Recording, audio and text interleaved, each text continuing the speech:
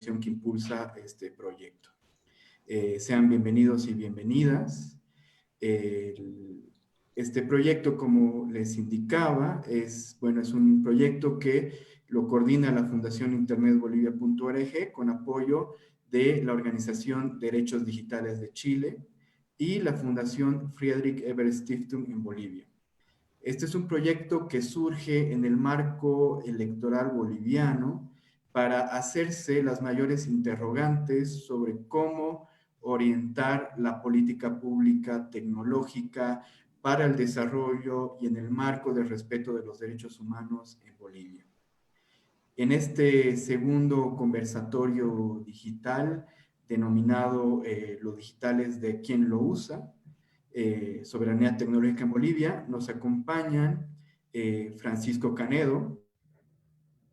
Buenas, ¿cómo están?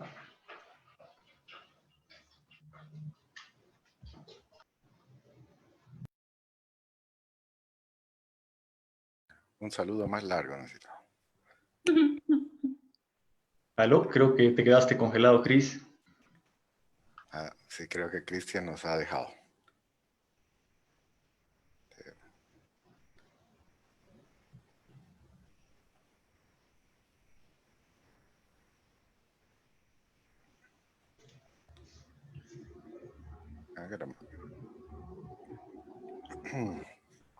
Ahora sí, creo que volviste.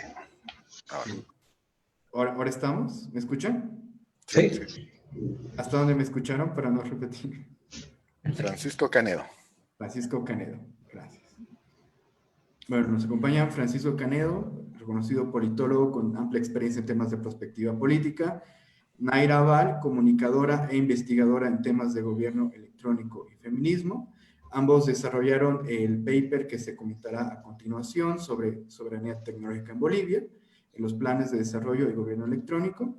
Además, hemos invitado a los panelistas y expertos Jared López, activista y uno de los miembros fundadores de la comunidad de software libre en Bolivia, Leslie Serna, reconocida educadora en tecnología, Google Developer Expert en Machine Learning, y Gustavo Siles, doctor y profesor de la Universidad Privada Boliviana y director del Laboratorio de Radiocomunicaciones. Hola. A todos ellos y ellas, bienvenidos, bienvenidas, y nuestro agradecimiento por ser parte de este panel. Algunas consideraciones sobre cómo vamos a manejar el espacio. Primero, tendremos unos 20 minutos para que Francisco y Naira nos puedan comentar el paper que realizaron y nos hagan precisiones sobre cómo entender la soberanía tecnológica en Bolivia. Y luego abriremos el panel para la opinión de nuestros panelistas y para responder las preguntas que nos han hecho llegar a través del formulario de inscripción. Así que, abro el conversatorio a Francisco y Naira, por favor.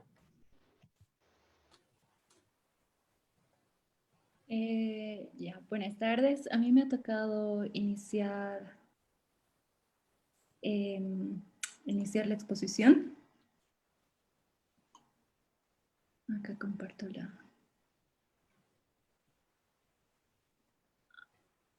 mi escueta exposición. Ahí está. Algunos apuntes previos a la exposición del trabajo es señalar que este paper se terminó de escribir el año pasado.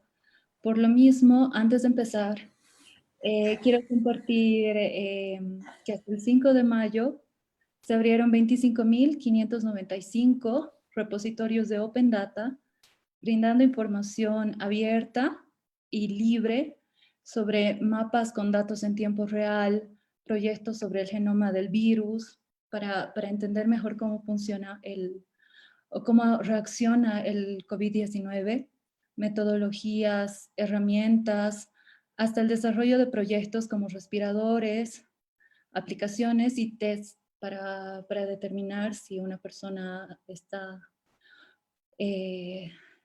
infectada con el virus, no sé si esa es la palabra.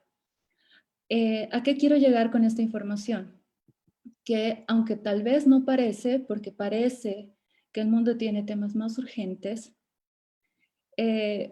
me parece que es el momento más apropiado para hablar de estos temas de soberanía tecnológica, de datos abiertos y de economía digital. Porque en la práctica posiblemente solo las iniciativas que piensen con esta nueva visión van a sobrevivir el cambio de época o la nueva normalidad que ahora estamos viviendo, ¿no? Que ya está latente. Eso para empezar. Ahora le doy lugar al paper. Bolivia como Estado hizo referencia a la soberanía digital por primera vez el año 2006, durante el primer mandato de Evo Morales. En esta ocasión solo se hizo referencia a ella de forma superficial y orientada hacia la soberanía alimentaria, sobre los recursos y la reivindicación del poder de la soberanía en el Plan Nacional de Desarrollo presentado ese año. Es hasta el 2009 que se plantea el concepto en la Agenda Patriótica con 5 metas, que implicaban desarrollo de tecnología propia, transformación de materias primas, hablamos de alimentos, litio, gas, hidrocarburo, tecnología agropecuaria, manufacturas, entre otros, y se trabajaría el capital humano con becas, profesionalización y capacitación. El 2015 se eleva a rango de ley, es la ley 650, lo trabajado en la Agenda Patriótica del Bicentenario. Con el pilar 4 y 11 se trata el tema de la soberanía científica y tecnología con identidad propia, y la soberanía y transparencia en la gestión pública bajo los principios de no robar, no mentir y no ser flojo. El 2016 se asientan estos temas y se crea la GETIC a partir del decreto número 2514, con una tarea titánica, ¿no? Una de las funciones más importantes es la elaboración de propuestas e implementación de políticas, planes y estrategias de gobierno electrónico, y lo que respecta a las tecnologías de información y comunicación para las entidades del sector público. ¿Qué quiere decir esto?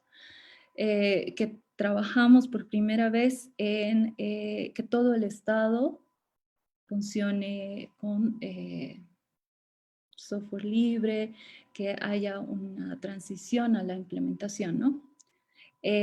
Todo esto con una visión de soberanía y autogestión, para eliminar la práctica de contratar empresas externas que se queden con el conocimiento generado.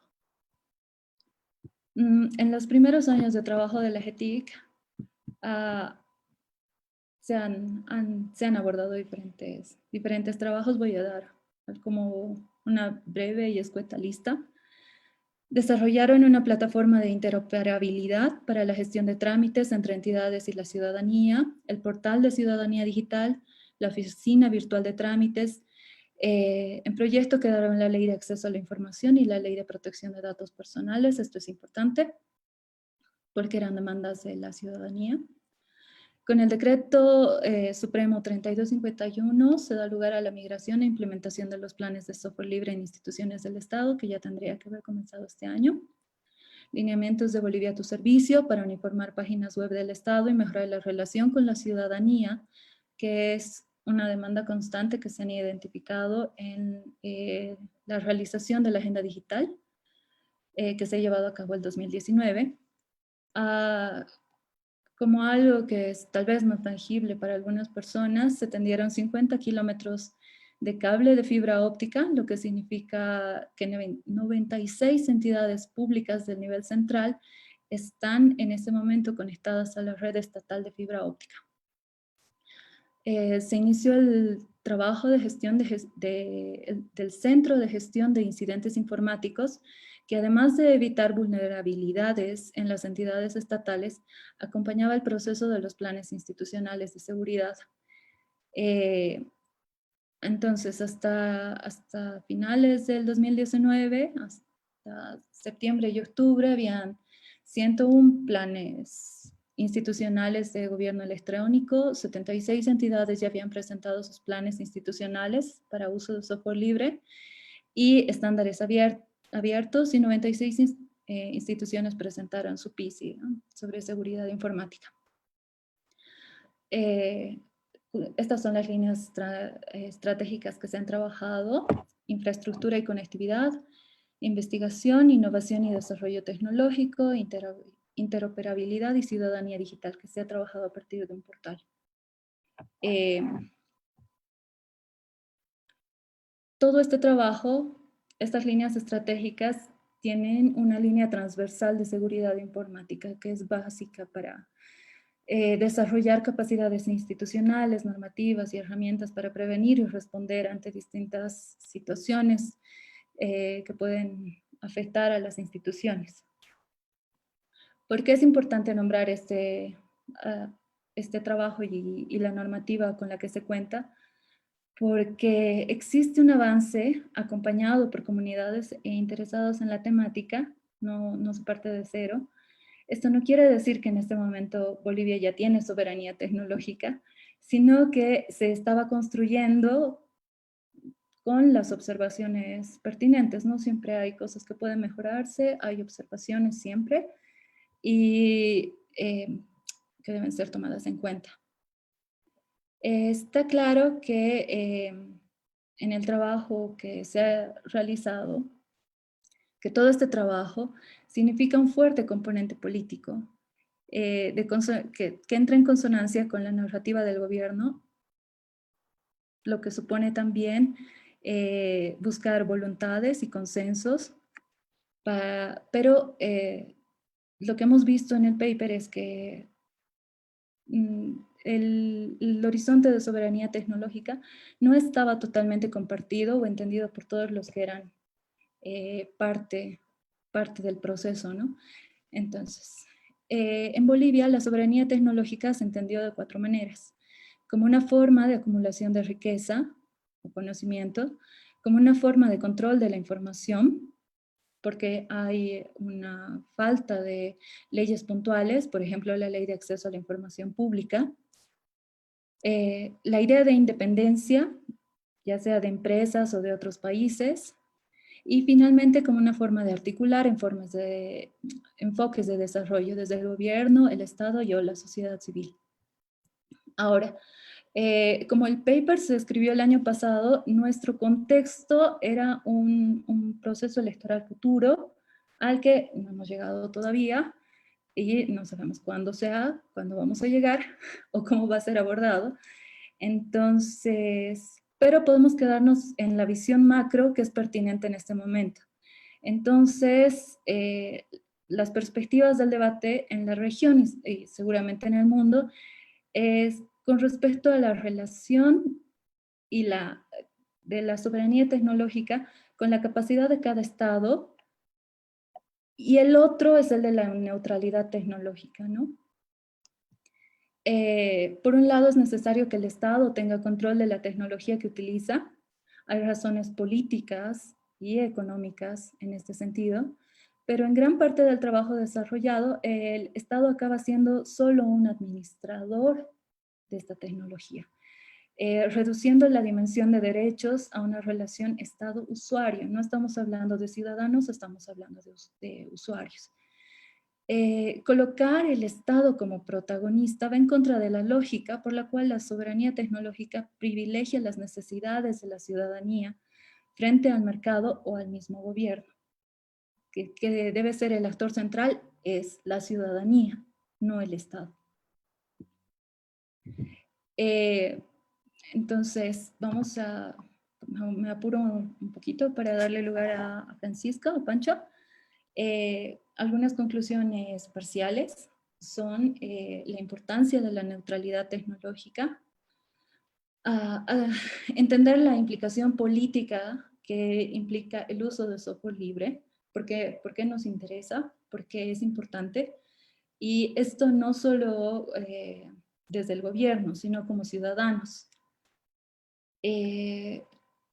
Además, es vital continuar con el trabajo de divulgación que se ha estado realizando, que se realiza con este tipo de actividades, con el tipo de trabajo que hace la Fundación de Internet ORG, por ejemplo, hay además un fuerte componente del control de la ciudadanía que debemos fortalecer. Las comunidades de software libre están siempre presentes en este trabajo, pero tal vez hay que darles un poco más de protagonismo en todos estos temas y entender el control estatal, ¿no? Y discutirlo, debatirlo todo el tiempo. Con eso termino. Gracias, Naira. Por favor, Francisco. Sí, yo retomo el planteamiento de Naira. Un minuto mientras abro mis apuntes y así voy más ordenado con lo que les quiero comentar. A ver, creo que Naira ha hecho un buen repaso por lo que plantea el paper, ¿no? Sobre todo en términos de política pública, pero también términos de desafíos políticos, ¿no? Porque lo primero que hay que considerar es que la soberanía como tal, y por supuesto, y en particular la soberanía tecnológica, se ejercita en los espacios físicos de los estados. Por tanto, en la lógica del Internet se diluye el concepto de soberanía. ¿Qué quiero decir? En primer lugar, la soberanía es una forma de ejercitar el poder que tiene lugar en el mundo físico y que puede tener reflejo en el mundo digital, pero se ejerce fundamentalmente en el mundo físico, ¿no? Porque las relaciones de poder pues, se dan en este espacio en el que estamos conviviendo. Ese es un primer elemento. Uno segundo es que si estamos de acuerdo con que la soberanía tecnológica y la soberanía en general se ejercita en el mundo físico, podemos entender también que ningún Estado es soberano, sin duda, no es soberano del todo en el mundo digital, ¿no? Y esta es una afirmación, creo, fuerte, porque está develando la densidad de la interdependencia que genera la tecnología, el Internet, las redes y la dificultad que tienen los actores, cualquier actor, en la disputa por el control de cierta parte de ese mundo digital, ¿no? Siendo así, es decir, siendo un ejercicio de poder que en este caso se ejercita desde el Estado, o por lo menos desde nuestro punto de análisis, cabe cuestionarse cuál es la intención del Estado con la soberanía tecnológica y con la tecnología que está utilizando, ¿no? Y claro, ahí nuestro corazón político nos podría decir hay una intención positiva, hay una intención negativa, pero la realidad, sabemos, es más compleja y posiblemente tengamos decisiones positivas como decisiones negativas. Pero creo que es importante no perder de vista y pedir en la rendición de cuentas que los énfasis de política pública vinculados a tecnología y a la soberanía tecnológica estén en el entendimiento de las necesidades materiales en tecnología, en materia de protección de datos o en las herramientas de administración del Estado, ¿no? Y en una gran menor medida, en mucha menor medida, el énfasis debería estar en un trabajo legislativo que busque controlar o menos aún limitar las libertades, ¿no? Y ahí el tema es, bueno, igual hay que regularlas. Y sí, hay que regularlas. Y ahí la pregunta es regularlas, pero según el interés de quién, ¿no?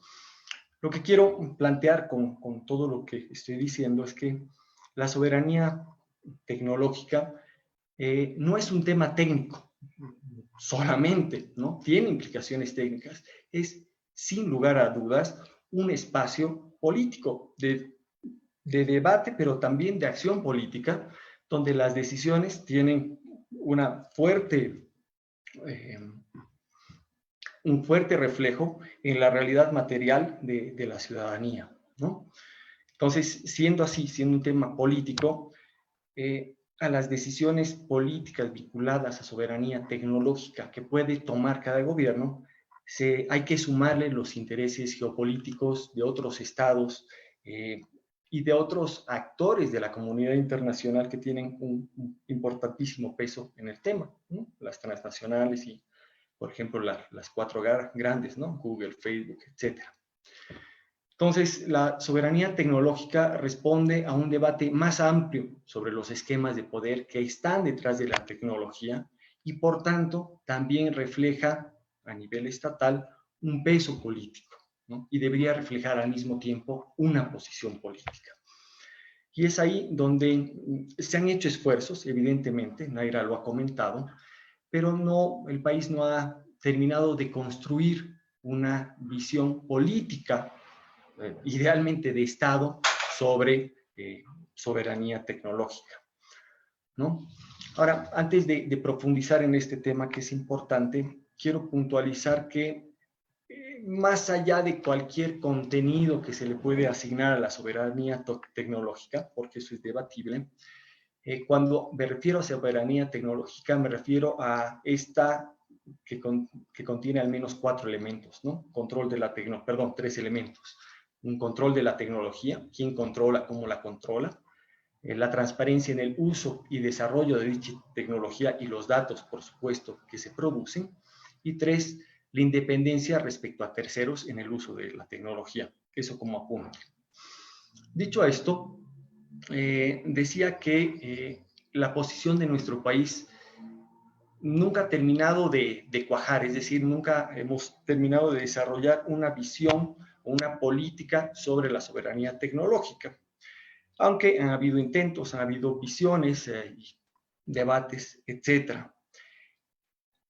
Sin embargo, lo que tenemos ahora es un gobierno de transición y la visión detrás de la soberanía tecnológica que hay en el país parece también tener ese cariz, es decir, tengo la impresión de que hay una gestión transitoria de un tema político tan importante como es la soberanía tecnológica, ¿no? Es decir, las acciones vinculadas a soberanía tecnológica parecen responder más a la coyuntura que a una posición formalizada o con cierta coherencia respecto a un horizonte o a un objetivo o meta que puede ser ideológico, que puede ser de política pública, pero que tiene un horizonte, ¿no?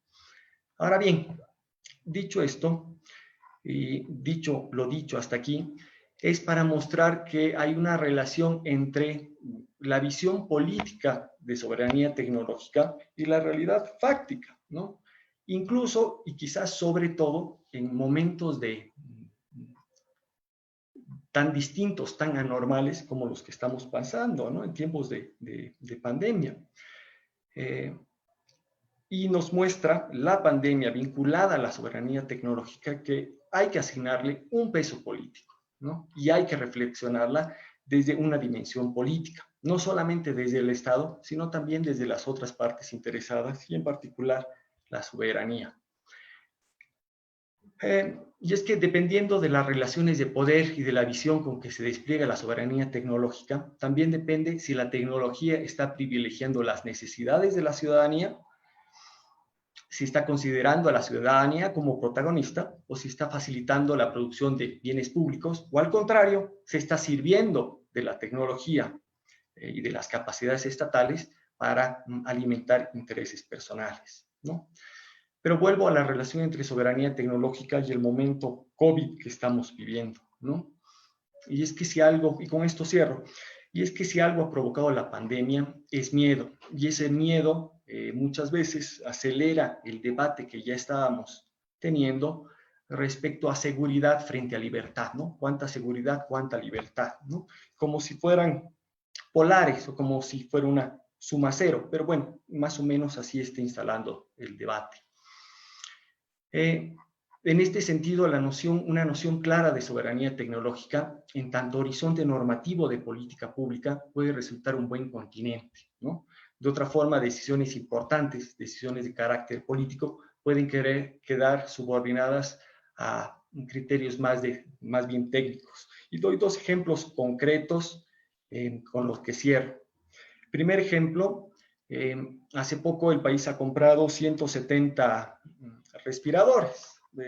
Todos lo sabemos, hay todo un tema alrededor de un eventual sobreprecio en los respiradores Pero ese no es el tema. Lo que quiero señalar es que se ha tomado una decisión de comprar respiradores y en ausencia de una política clara y una visión clara sobre soberanía tecnológica, posiblemente no se han respondido preguntas como qué software utiliza esa máquina, qué vulnerabilidades tiene, qué datos recolecta y cómo los procesa, a dónde los envía, ¿no? Quién instala, quién desarrolla ese software, porque, ojo, la versión de respiradores que tenemos, que es la básica, y la versión profesional que necesitamos, no tiene una diferencia mecánica, sino más bien de software, ¿no? ¿Quién está mirando todo ese software que está al servicio o que se debe poner al servicio de la ciudadanía, pero que de pronto es una trampa para la propia ciudadanía y para el propio Estado, porque no se está considerando el horizonte de soberanía tecnológica que queremos construir, ¿no? Un segundo ejemplo claro es la plataforma o la aplicación denominada Bolivia Segura. En ella, además de información sobre la pandemia, uno se encuentra con una herramienta que permite que uno mismo se haga una evaluación, ¿no? Un autodiagnóstico para saber si uno tiene COVID o no, ¿no? Y la pregunta con esa plataforma es, ¿cuántos de quienes la usaron son conscientes de dónde ha ido la información que han puesto en esa plataforma? ¿Y cuántos de los que no usan esa plataforma no la usan porque son conscientes de dónde va la información, ¿no? Y lo digo porque he entrado a ver los términos y condiciones de la aplicación y resulta que toda la información que tiene que ver con nuestra salud y son datos personales y privados son administrados por el Ministerio de Comunicación, pero con objetivos de salud pública, ¿no? Entonces, lo que quiero señalar con esto es que por detrás hay un, no desorden, pero sí una ausencia de visión política detrás de la tecnología y la soberanía tecnológica, que lleva a tomar decisiones que pueden ser regresivas y no nocivas para la ciudadanía y para el propio Estado. Creo que eso es lo que quería comentar y un poco contextualizar el tema de la soberanía tecnológica con el momento que estamos viviendo. Gracias. Muchísimas gracias, Naira. Muchísimas gracias, Francisco.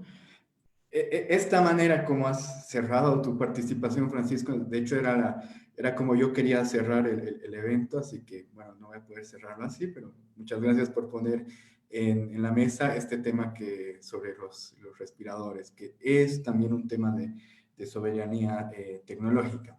Pero quiero volver un poquito hacia atrás, y una pregunta muy buena que hiciste, Francisco, y quiero planteársela al panel, que es, ¿cuál debería ser la intención o el objetivo del Estado para impulsar o no la soberanía tecnológica? Es decir, ¿el Estado debería impulsar la soberanía tecnológica y por qué? Bueno, esa pregunta quisiera hacérsela a Gustavo, luego a Jared y luego a Leslie. A ver, ¿qué opina? Gracias, Cristian.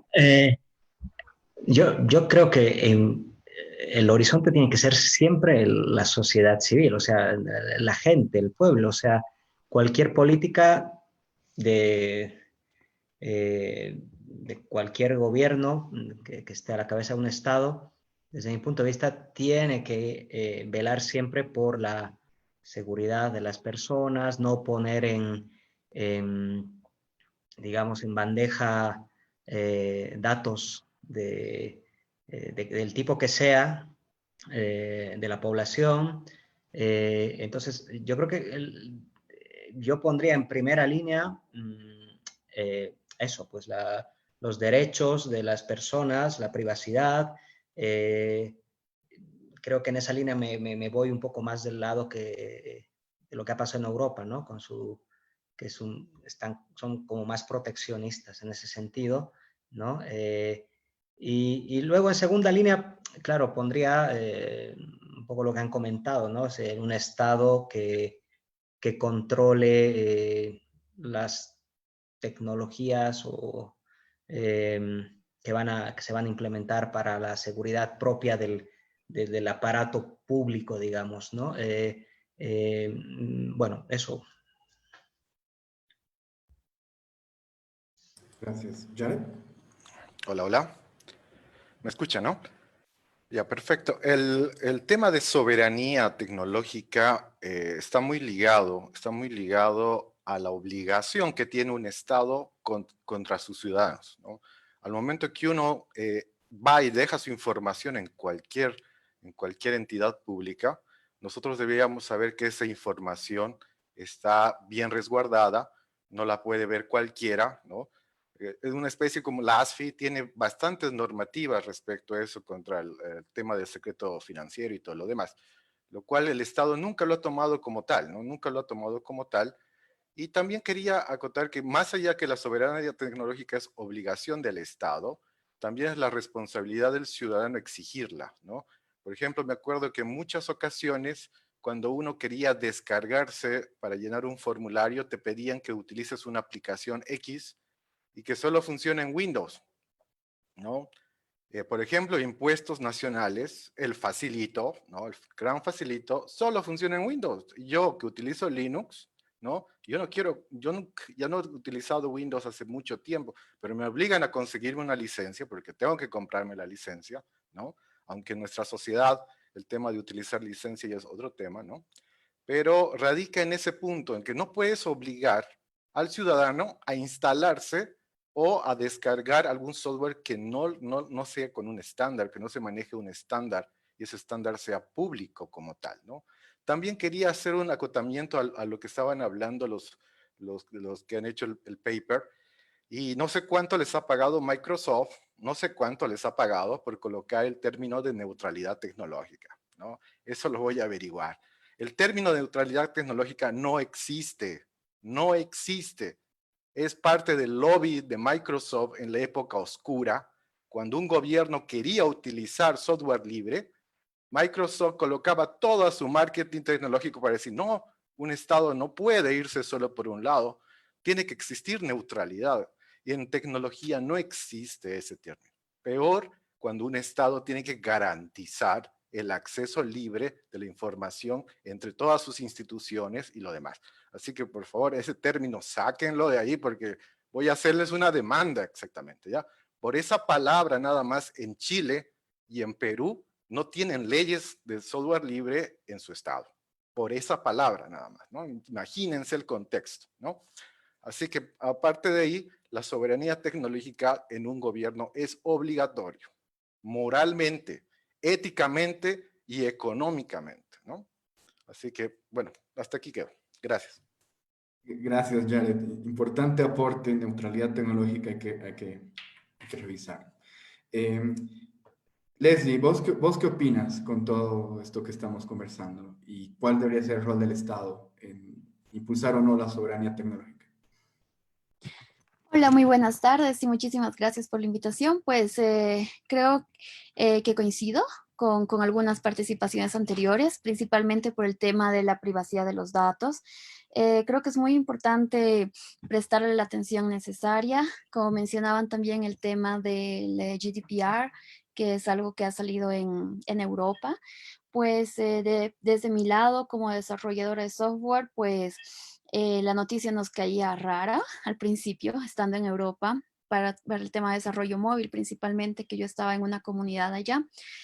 Y pues antes de hacer algún escándalo directamente, pues ahí al gobierno, la cuestión era analizar qué es lo que se proponía, también reflexionar, ¿no? Si nosotros como desarrolladores móviles estamos pues adoptando información que tal vez no es necesaria guardarla dentro del dispositivo, dentro de alguna base de datos, y que tal vez el gobierno lo que estaba queriendo hacer ahí era regular de que obviamente estos datos no estén almacenados en algún lado y que no sean utilizados para otros fines, como se hace con otras cosas. Entonces creo que por ese lado es muy importante contar con la protección, si se puede decir, de tu gobierno en el hecho de dónde están los datos, de quiénes los están manejando, para qué los están usando. Y pues ya con la comunidad de desarrolladores móviles se vio ese detalle, se analizó, más allá de quejarnos, como les digo otra vez, era el hecho de proponer, ok, ustedes quieren cerrar este tipo de los datos, pues nosotros proponemos de que a ver, si son datos personales, porque mi aplicación va a recolectar gustos de las personas o algo, pues lo que yo voy a hacer es recolectar estos tipos de datos, los voy a hashear o los voy a encriptar en mis bases de datos para que yo no vea quién es esta persona, pero lo que mi propuesta también es, por ejemplo, creo que era mandar mayores mensajes al usuario final, o sea, de que te descargas esta aplicación y pues te vamos a pedir estos datos y eso es lo que va a pasar con los datos. Entonces, esa proactividad de que si bien algo está pasando, pues también tratar de adecuarnos, entender la situación y como ciudadanos también dar una respuesta proactiva. Entonces, eso por ese lado. Muchas gracias, Leslie. Quiero ir en el mismo lado que estamos yendo y te voy a volver a hacer una pregunta a vos y luego voy a ir pasando a las otras personas. Ah, de acuerdo a tu perspectiva, Leslie, ¿tú crees, bueno, ojo que estas son preguntas que nos han hecho llegar, ¿no? En el formulario, pero ¿tú crees que se debería intentar reducir o regular de alguna manera el control que tienen las Big Tech, ¿no? Las grandes empresas, estas transnacionales, en Bolivia con respecto a los datos de los bolivianos y las bolivianas? ¿Y cómo podría hacerse esta regulación?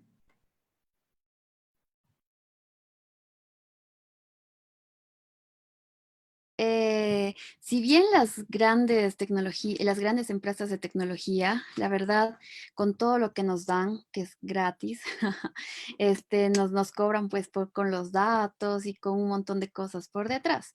Yo creo que personalmente, más que reducir o pues restringir de alguna forma, pues creo que es muy importante el tema de la regulación.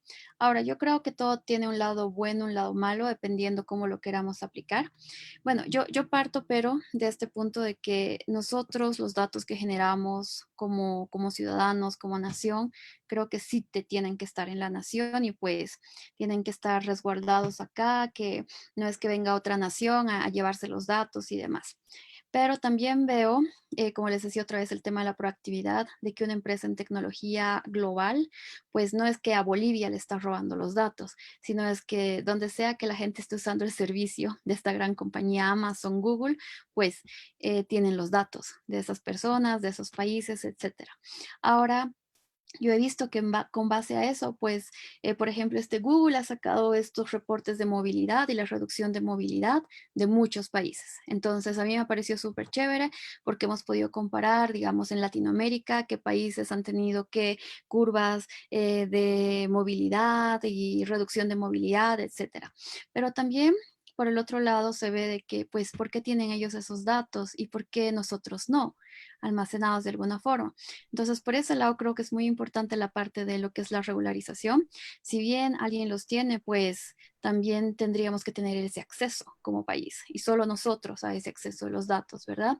Y yo he visto las campañas de Google que también han abierto esas oportunidades de que pues nosotros podríamos acceder a esos datos por el tema de que Google está sacando esto, lo del Cloud Data and Privacy, que es toda una serie de reestructuración y políticas en temas de privacidad de los datos, como mencionaba antes, el tema de, por ejemplo, se dice oscurecer, lo que vendría a ser nombre, o sea, datos sensibles, hacerlos no visibles para las personas, pero sí la sustancia de estos datos, tratar de manejarlos, hacer un análisis de datos y todo lo demás que es súper, súper importante. Pero otra vez, como les digo, en mi experiencia también con el tiempo que podía estar en Europa, cuando empezó a salir todo el GDPR, etcétera, creo que es muy importante esta parte de la regulación y no solamente hacia las grandes compañías de afuera, sino también hacia lo que hacemos adentro. O sea, si alguien está desarrollando algo que va a recolectar muchos datos, pues si son de nuestros ciudadanos, para dónde van los datos y quién los va a ver y qué fines les vas a dar. Entonces creo que más bien es una mirada de ambos lados, de qué estamos mandando para afuera, pero también qué se está manejando acá y cómo. Muchísimas gracias. La siguiente pregunta es para Jared. Yo sé que esta pregunta le va a encantar. Es, ¿cómo afectan a la soberanía tecnológica los nuevos acuerdos del Ministerio de Educación para usar las plataformas de Google Classroom, Cisco y de Microsoft para teleeducación? ¿Deberíamos, con respecto al uso de datos e información, ¿Qué deberíamos hacer con respecto a estos datos y la información de los estudiantes bolivianos? Bueno, pocas veces he visto que un país entregue en bandeja, ¿no? La educación, que es el pilar principal para que desarrolle un país, para que tengan tecnología, entre comillas, gratuita, a una transnacional, a un monstruo como es Google, como es Microsoft, como es Cisco, ¿no? Esto nos hace ver dos cosas, ¿no? Que nos hace ver que en Bolivia no tenemos la capacidad para hacerlo, ¿no? No tenemos la capacidad para hacerlo. Y la otra, nos están vendiendo, más que vendiendo, nos están regalando para que toda la información de todos los estudiantes y todos los docentes que estén incluidos en este paquete tengan una base de datos mucha más surtida, mucha más estructurada, las plataformas que las van a utilizar, ¿no?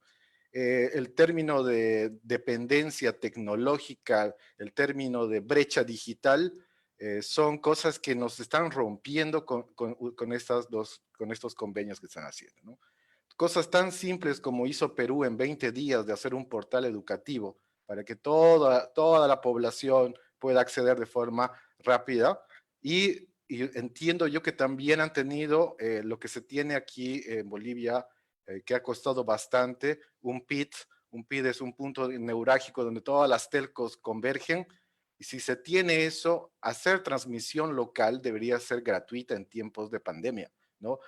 Veo a Entel que está promocionando sus chips para que puedan conectarse a su red y no consuman datos, cuando debería ser política nacional. Si la educación es importante, colocar servidores que apoyen esa educación localmente. Claro que Google no le importa 10 millones de personas, ¿no? Para colocar un servidor tienes que tener 100 millones de personas, ¿no? Pero él sí le estamos entregando, como se dice, un favor muy barato al utilizar este tipo de tecnología, ¿no? Cuando el objetivo era fomentar una solución nacional y colocarnos manos a la obra para solucionarla, ¿no? Yo estoy con un plan piloto, ¿no? Como parte de la comunidad de software libre, estamos capacitando a docentes para que utilicen tecnologías libres para que hagan esto. Y el recibimiento es muy bueno, ¿no? Porque hay ahorro de ancho de banda, porque las tecnologías que estamos mostrando son mejores que las tecnologías que Zoom o otro tipo de videoconferencias. Están hechas para hacer educación, el learning, especialmente sobre anchos de banda bastante bajos como lo que tenemos en Bolivia, y no se están utilizando, ¿no? Entonces, eso nos hace ver que bajo esta nueva mentalidad estamos volviendo a que lo de afuera es mejor y aquí adentro no tenemos nada de capacidad para hacerlo, ¿no? Y ese tipo de pensamiento pensé que ya no lo teníamos, la verdad. Yo dije, de aquí en adelante vamos a hacer otras cosas, teníamos una mentalidad para hacer lo que es soberanía. Se ha llevado muy lenta la soberanía tecnológica, es una crítica tremenda. La GETIC tenía una responsabilidad que se ha vuelto política, y eso es otra crítica, y actualmente no está haciendo nada. Entonces, este tipo de escenarios, la verdad, son para que se puedan discutir esas cosas. Y la educación, que es el pilar, se está delegando, se está pasando a monstruos tecnológicos para que nos puedan vender después lo que quieran, ¿no? Y lo peor, esa dependencia, juran que se va a romper cuando termine la cuarentena.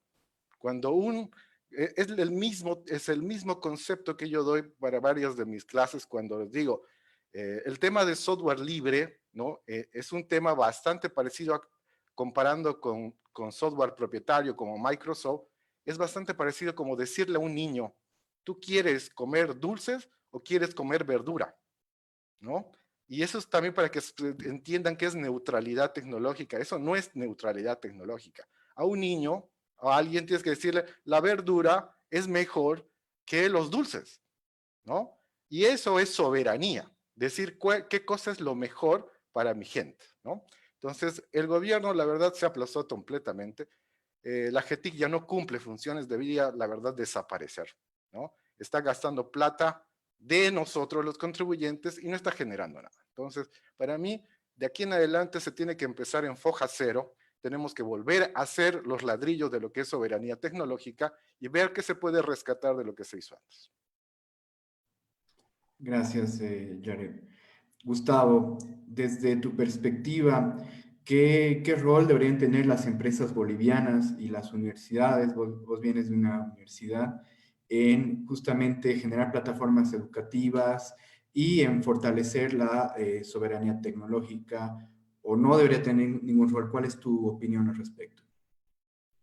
Ya, gracias por la pregunta.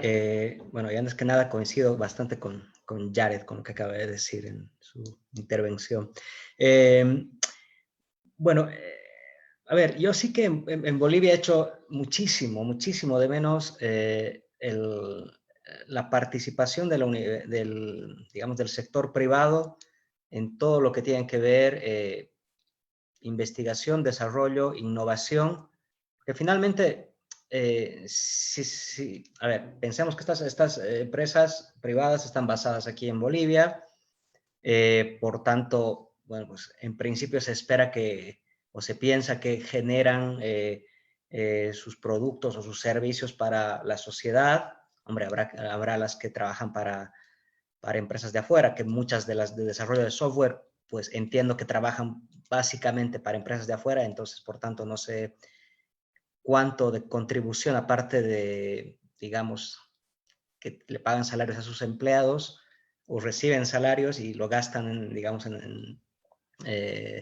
digamos los gastan en general consumiendo, no sé qué otra contribución más hacen al conocimiento, digamos, ¿no? Pero, digamos, apartando, dejando de lado eso, que es arena de otro costal, yo a las empresas locales sí que les reclamo un poco más de invertir algo de dinero en algo de investigación y desarrollo e innovación, porque finalmente eso va a tener un alcance, hoy teóricamente tendría un alcance,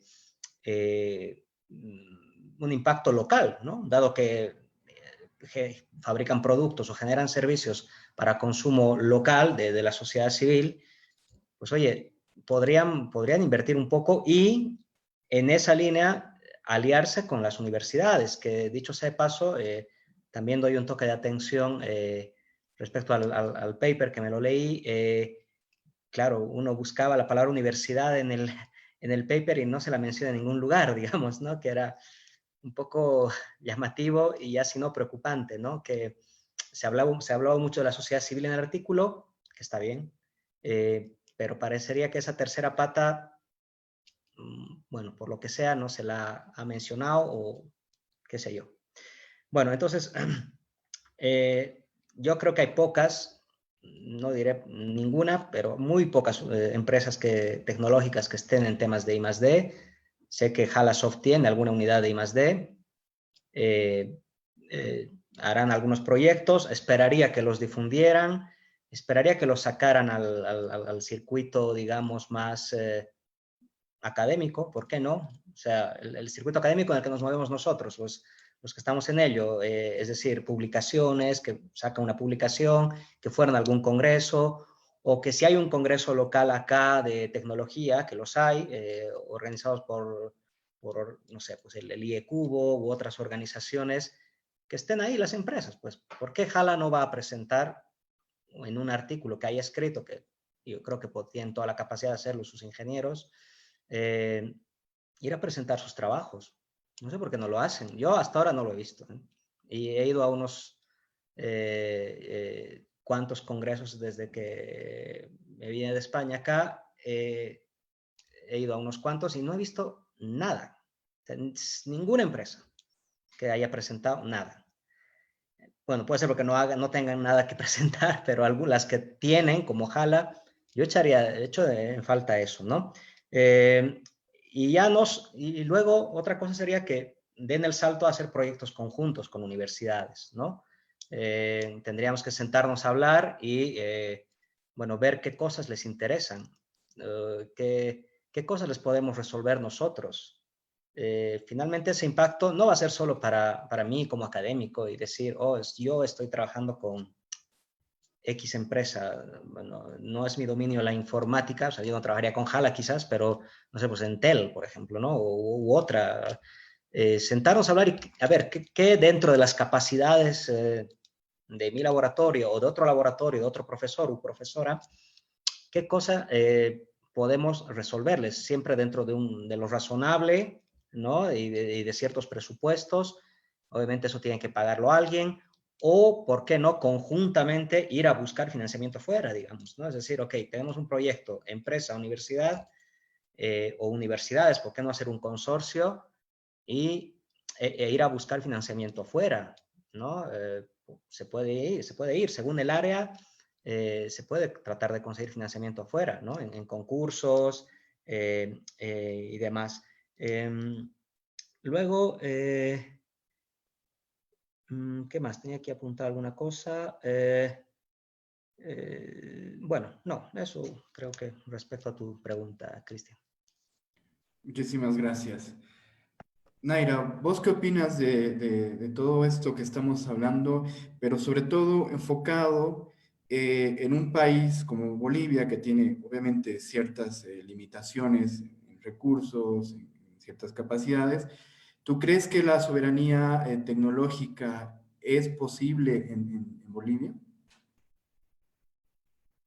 Es un poco triste que siga la mentalidad de que no podemos, porque tenemos mal internet. No sé si es suficiente esa razón para creer que no podemos trabajar algo propio, ¿no? Han hablado de las universidades. Yo siento que en la universidad es todo, los conocimientos son muy rígidos y no sé si se habla tanto de software libre y de otras posibilidades. Creo que esto es más externo, más de las comunidades. Así lo he visto en los últimos años. No, seguramente que Gustavo me está haciendo caras. Yo creo que es posible que no sea así. Así lo he sentido las veces que yo he visto, porque el problema es este. Ustedes hablan como ingenieros y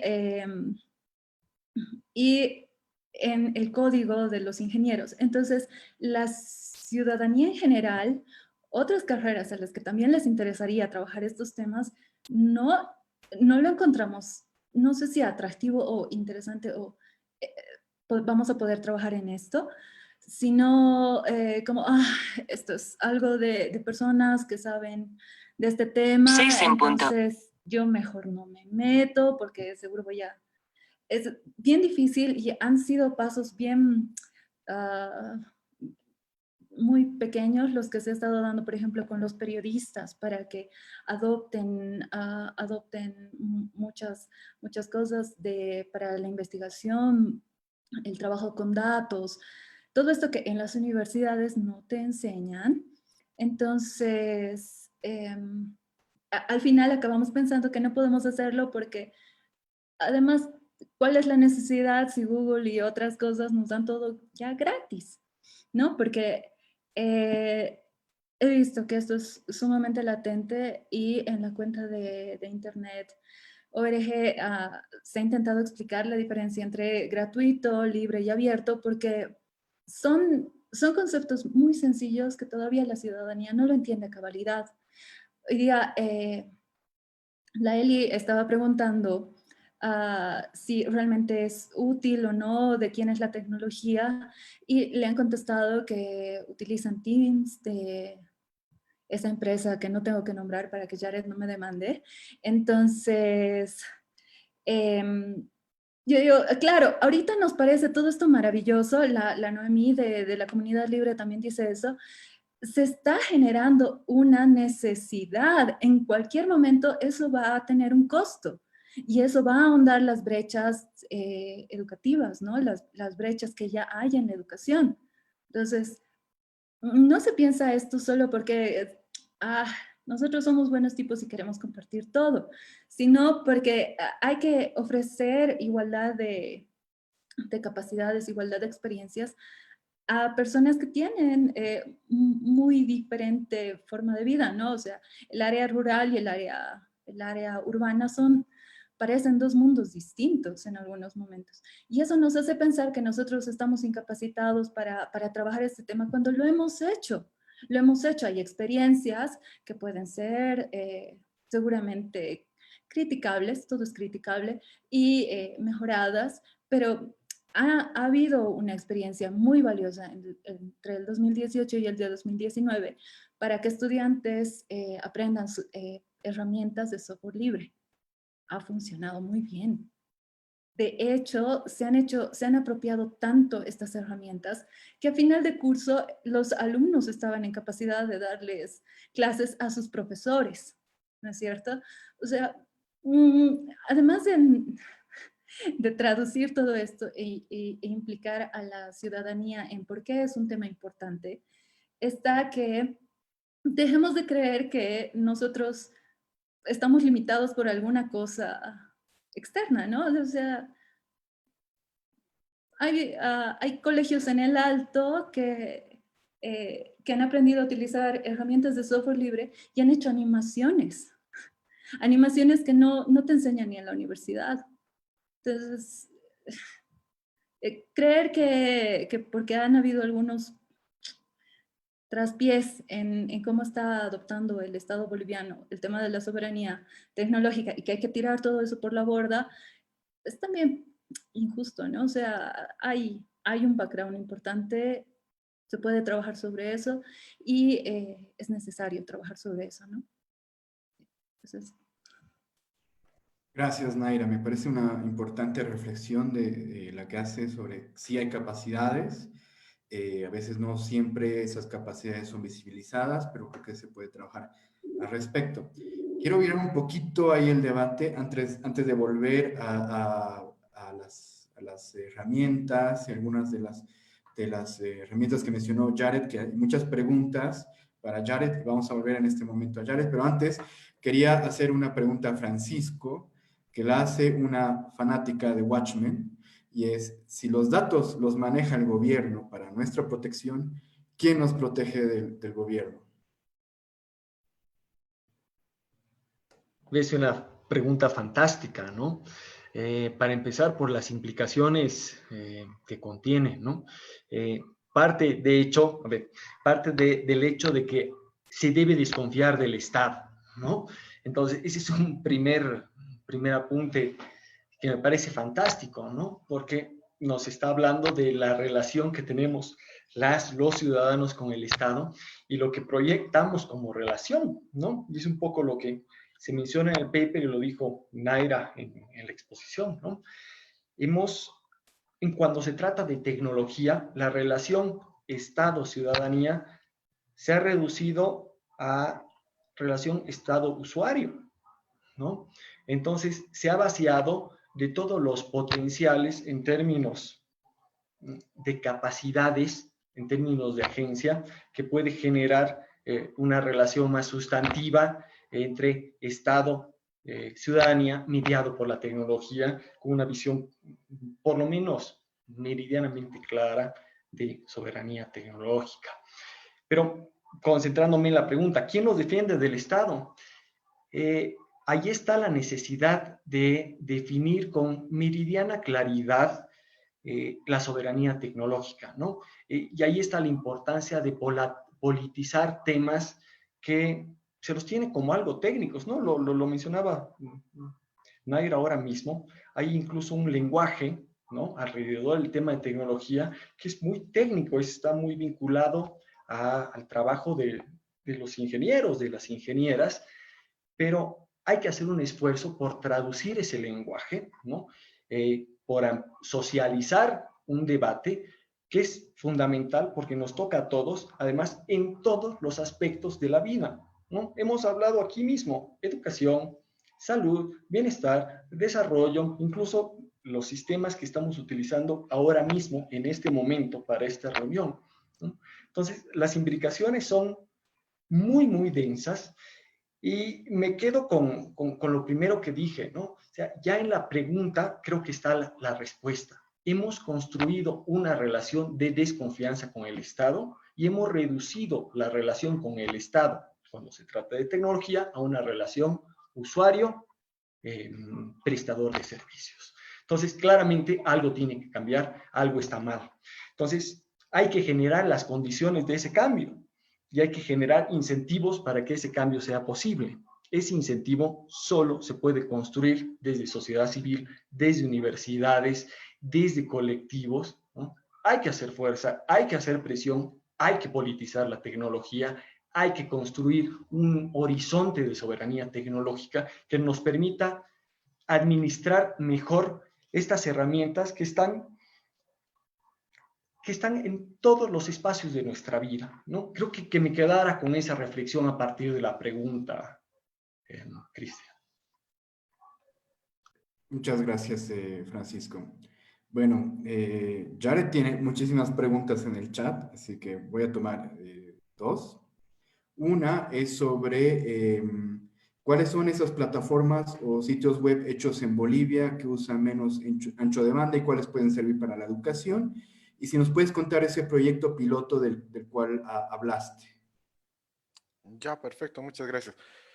Bueno, en temas de software libre, por ejemplo, el utilizar un servicio que ya sea de una marca o de algún tipo de tecnología, te vuelve dependiente. Por ejemplo, Zoom ahorita está con su promoción de que si eres docente tienes libre hasta que termine la pandemia.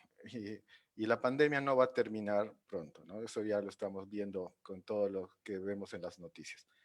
Las plataformas libres que nosotros promocionamos son las que nosotros podemos gestionar, administrar, crear usuarios, ver dónde se almacenan las grabaciones, ver si puedes habilitar la cámara.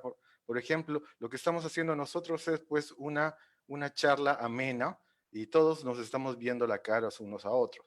Pero cuando tienes 80 alumnos, cuando tienes 100 alumnos, que habiliten su cámara, los 80 te hace pues un consumo altísimo de ancho de banda, ¿no? Entonces, hay herramientas que te controlan todo esto y aparte no te hacen el streaming como lo que estamos viendo en este momento, ¿no? Estamos compartiendo un escritorio, estamos viendo la cámara de uno y hay herramientas que te ayudan a eso y hay una herramienta en especial que se llama Big Blue Button que solo tiene modo presentación. Imagínense, lo que consume una videoconferencia normalmente son 500 kbps, mínimamente, una videoconferencia. Esta herramienta en modo presentación te consume 20 kbps. Esos son el 0.5% de todo lo que se puede estar consumiendo. Y para la realidad que tenemos en este momento, que se están conectando desde celulares, que se están conectando desde lugares donde no tienen buen acceso, ese tipo de herramientas deberían ser implementadas dentro de Bolivia. Debería Entel donar su infraestructura para colocar servidores. Y si no, y si tienen otro tipo de software que sea para que todos nos podamos hablar como en esta conferencia, pueden utilizar Jitsi. Jitsi es otra plataforma de software libre que te hace lo mismo.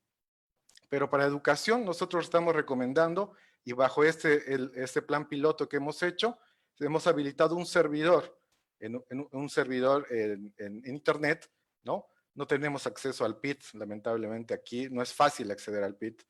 Entonces, hemos hecho un servidor en internet y estamos colocando a docentes para que puedan utilizar Big Blue Button, ¿no? Y puedan dar sus clases de la forma más práctica que se pueda, ¿no? Y esas son las soluciones que el gobierno o las entidades deberían plantear, ¿no? Yo un poco también quisiera hablar del tema universitario, ¿no? La crítica entre universidad y empresa que estaba hablando Gustavo, yo lo profundizo mucho más, ¿no? Mientras en otros países los que generan tecnología son las universidades y los que consumen son las empresas, en nuestro país las empresas les dicen a las universidades que tienen que enseñar a sus alumnos para que cuando salgan ellos la puedan operar. Entonces, la pirámide inversa que se tiene de investigación y desarrollo que debían hacer las universidades y las empresas consumirla, las empresas les dicen a las universidades, enséñenle Oracle, enséñenle Microsoft, ¿no? Porque cuando salgan quiero que mis empleados tengan eso. Entonces, esa forma de guiar la tecnología dentro del Estado, la culpa, yo también le echo la culpa a las universidades, ya que no guían para hacer investigación y desarrollo. No guían, ¿no? Generalmente hacen sus sondeos para decir qué nueva carrera van a abrir, pensando que las empresas le tienen que decir qué tienen que enseñarle a esas personas que quieren estudiar, sabiendo que las universidades deberían colocar la guía para que se pueda investigar y desarrollar y sacar esas soluciones para que las empresas puedan utilizarlas o consumirlas, ¿no? Como lo hacen los otros países, ¿no? Es normal en otros lugares que las empresas le digan a una universidad, a ver, investigame sobre este tema, ¿no? Se le va a pagar lo que estaba hablando Gustavo, pero aquí no pasa nada de eso, ¿no? Las universidades consultan nada más a las empresas qué es lo que necesitan y lo empiezan a aplicar, que es un mal concepto, ¿no? Y entonces, bueno, más abarcándome, los docentes tienen una ceguera total en tecnología. Ese es otro problema. Y esa ceguera de tecnología está pegada por lo que su hijo sabe o su tío o un sobrino le está guiando. Entonces, ese va a ser otro problema que se va a tener, ¿no? Y esa dependencia del docente no solo lo va a tener el docente con lo que les estaba hablando, la va a tener su familia y la va a tener su medio social, en eso sus alumnos, ¿no? Entonces, hay un problema grande y tenemos, no entiendo por qué, teniendo el PIT, teniendo un data center o data center dentro de Entel, no se está dando una solución que sea integral, ¿no? Gracias. Bueno, justamente tenemos dos educadores acá, Gustavo y Leslie, ¿no? Que desarrollan capacidades en ciertos grupos específicos. Entonces, aprovechando esta reflexión que hiciste, Jared, quería primero pasarle la palabra a Gustavo. ¿Qué opinas sobre cómo se están impulsando las plataformas y las capacidades, perdón, los conocimientos específicos en los estudiantes para poder aprovechar mejor estas tecnologías y qué visión se está tomando desde las propias universidades para no más bien, o sea, impulsar conocimientos propios y no lo que más bien dictan las grandes empresas, como dice Jan. Gustavo. Tu micrófono está apagado, por si acaso. Perdona. No sé si con plataformas te has referido a plataformas que de educación virtual o no me ha quedado claro lo de plataformas. Sí, primero las plataformas, claro. De educación virtual, digamos, ¿no? En esta pandemia y tal. Pero también están las competencias y los conocimientos que se están generando, digamos, en los estudiantes. Ya, bueno, yo un poco siguiendo el hilo de lo que decía Jared y que creo que encaja con lo que tú me estás preguntando, sí coincido con Jared en que, y yo no soy partidario de que una universidad tiene que enseñar, pues, casarse con determinados proveedores, ¿no? Yo no tengo problema en decirlo. Por ejemplo, yo estoy en contra de que, por ejemplo, una universidad se case con Cisco, por ejemplo, ¿no? Entiendo que por detrás puede haber otras motivaciones, no vamos a entrar en eso porque tampoco conozco los detalles, pero para mí, yo vengo de una escuela universitaria donde se es un poco más neutral en la enseñanza que se está impartiendo, ¿no? Se enseñan fundamentos, se enseña la teoría, se la aplica con una u otra herramienta, pero no se tiende a entregar certificaciones dentro de una universidad que estén pegadas a una determinada marca, ¿no? Entonces, yo personalmente no soy muy partidario de ese tipo de prácticas, digamos, ¿no? De enseñar una sola tecnología de un determinado fabricante en la universidad, digamos, ¿no? Porque ahí hay muchas implicaciones, que como decía Francisco, yo ahí coincido plenamente que esto es plenamente político, digamos, ¿no? O sea, absolutamente, ¿no? Que tú decidas enseñar a usar equipos de tal fabricante y no de otro fabricante en tu universidad, hombre, está muy claro, digamos, ¿no? Que eso tiene un trasfondo también, ¿no? Bueno, entonces, en cuanto a competencias, y ahí no sé si no he entendido bien lo que decía Jared, yo creo que las universidades sí tenemos que, no tiene nada de malo, preguntar a las empresas locales qué están haciendo, ¿no? Para saber un poco la tendencia, ¿no? De qué tipo de conocimientos requieren, digamos, ¿no? Que se impartan los estudiantes. Yo en principio eso no lo veo como algo malo y de hecho pasa en otros países, ¿no? O sea, España, que es lo que conozco mejor, lo hace, digamos, ¿no? O sea, se tiene de cuando en cuando reuniones con asociaciones del sector teleco o el Colegio de Ingenieros de Telecomunicaciones que está vinculado al sector empresarial para reformular planes de estudio, introducir nuevas asignaturas, o incluso, por ejemplo, la empresa puede dar algún consejo de, bueno, usar algún tipo de simulador, algún tipo de herramienta especializada que siempre dentro de lo que puede cubrir una universidad en cuanto a costes, ¿no? Porque es cierto que muchas veces hay una brecha muy grande entre el equipamiento o tecnología que tiene una empresa tecnológica y lo que puede adquirir una universidad, ¿no? O sea, evidentemente hay cosas que están muy, muy lejos del alcance de una universidad. O sea, una universidad no va a invertir ni en el hemisferio norte, y menos en el hemisferio sur, no va a invertir, no sé, decenas de miles de dólares para comprar un equipo, ¿no? De medida súper especializado que lo tiene una empresa y la empresa a lo mejor tiene 10, ¿no? Porque requiere, pero no porque esa empresa tenga eso y requiere que su gente, o sea, requiere profesionales que sepan manejar ese equipo, no significa que la empresa tiene que comprar el equipo de miles de dólares, porque también las empresas tienen que asumir un rol de formativo. Eso es harina de otro costal también, que a veces se piensa que las empresas reclaman, ¿no? A la universidad, bueno, es que ustedes nos mandan gente que no sabe nada. Bueno, pues oye, yo creo que no es tan así, digamos, ¿no? Las universidades, digo, las empresas, y eso pasa en todo el mundo, siempre tienen un periodo de training, periodo formativo, eso es lo más natural del mundo, digamos, ¿no?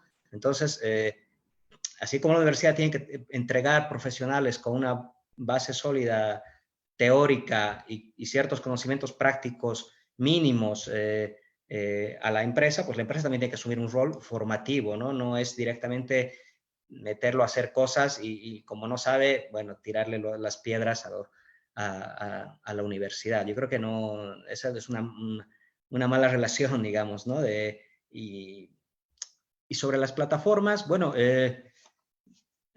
yo creo que a día de hoy están ahí dando lo que pueden decir para el tema de la pandemia. Yo personalmente como educador creo que es lo que se tiene que hacer ahora, sí, por la situación, obviamente. Yo creo que nadie va a decir volvamos mañana al aula, ¿no? Al aula, a las clases presenciales, pero sí soy crítico respecto a las metodologías virtuales. Soy más bien un creyente de la, digamos, hay que humanizar más la educación, ¿no? O sea, tenemos que, la educación parte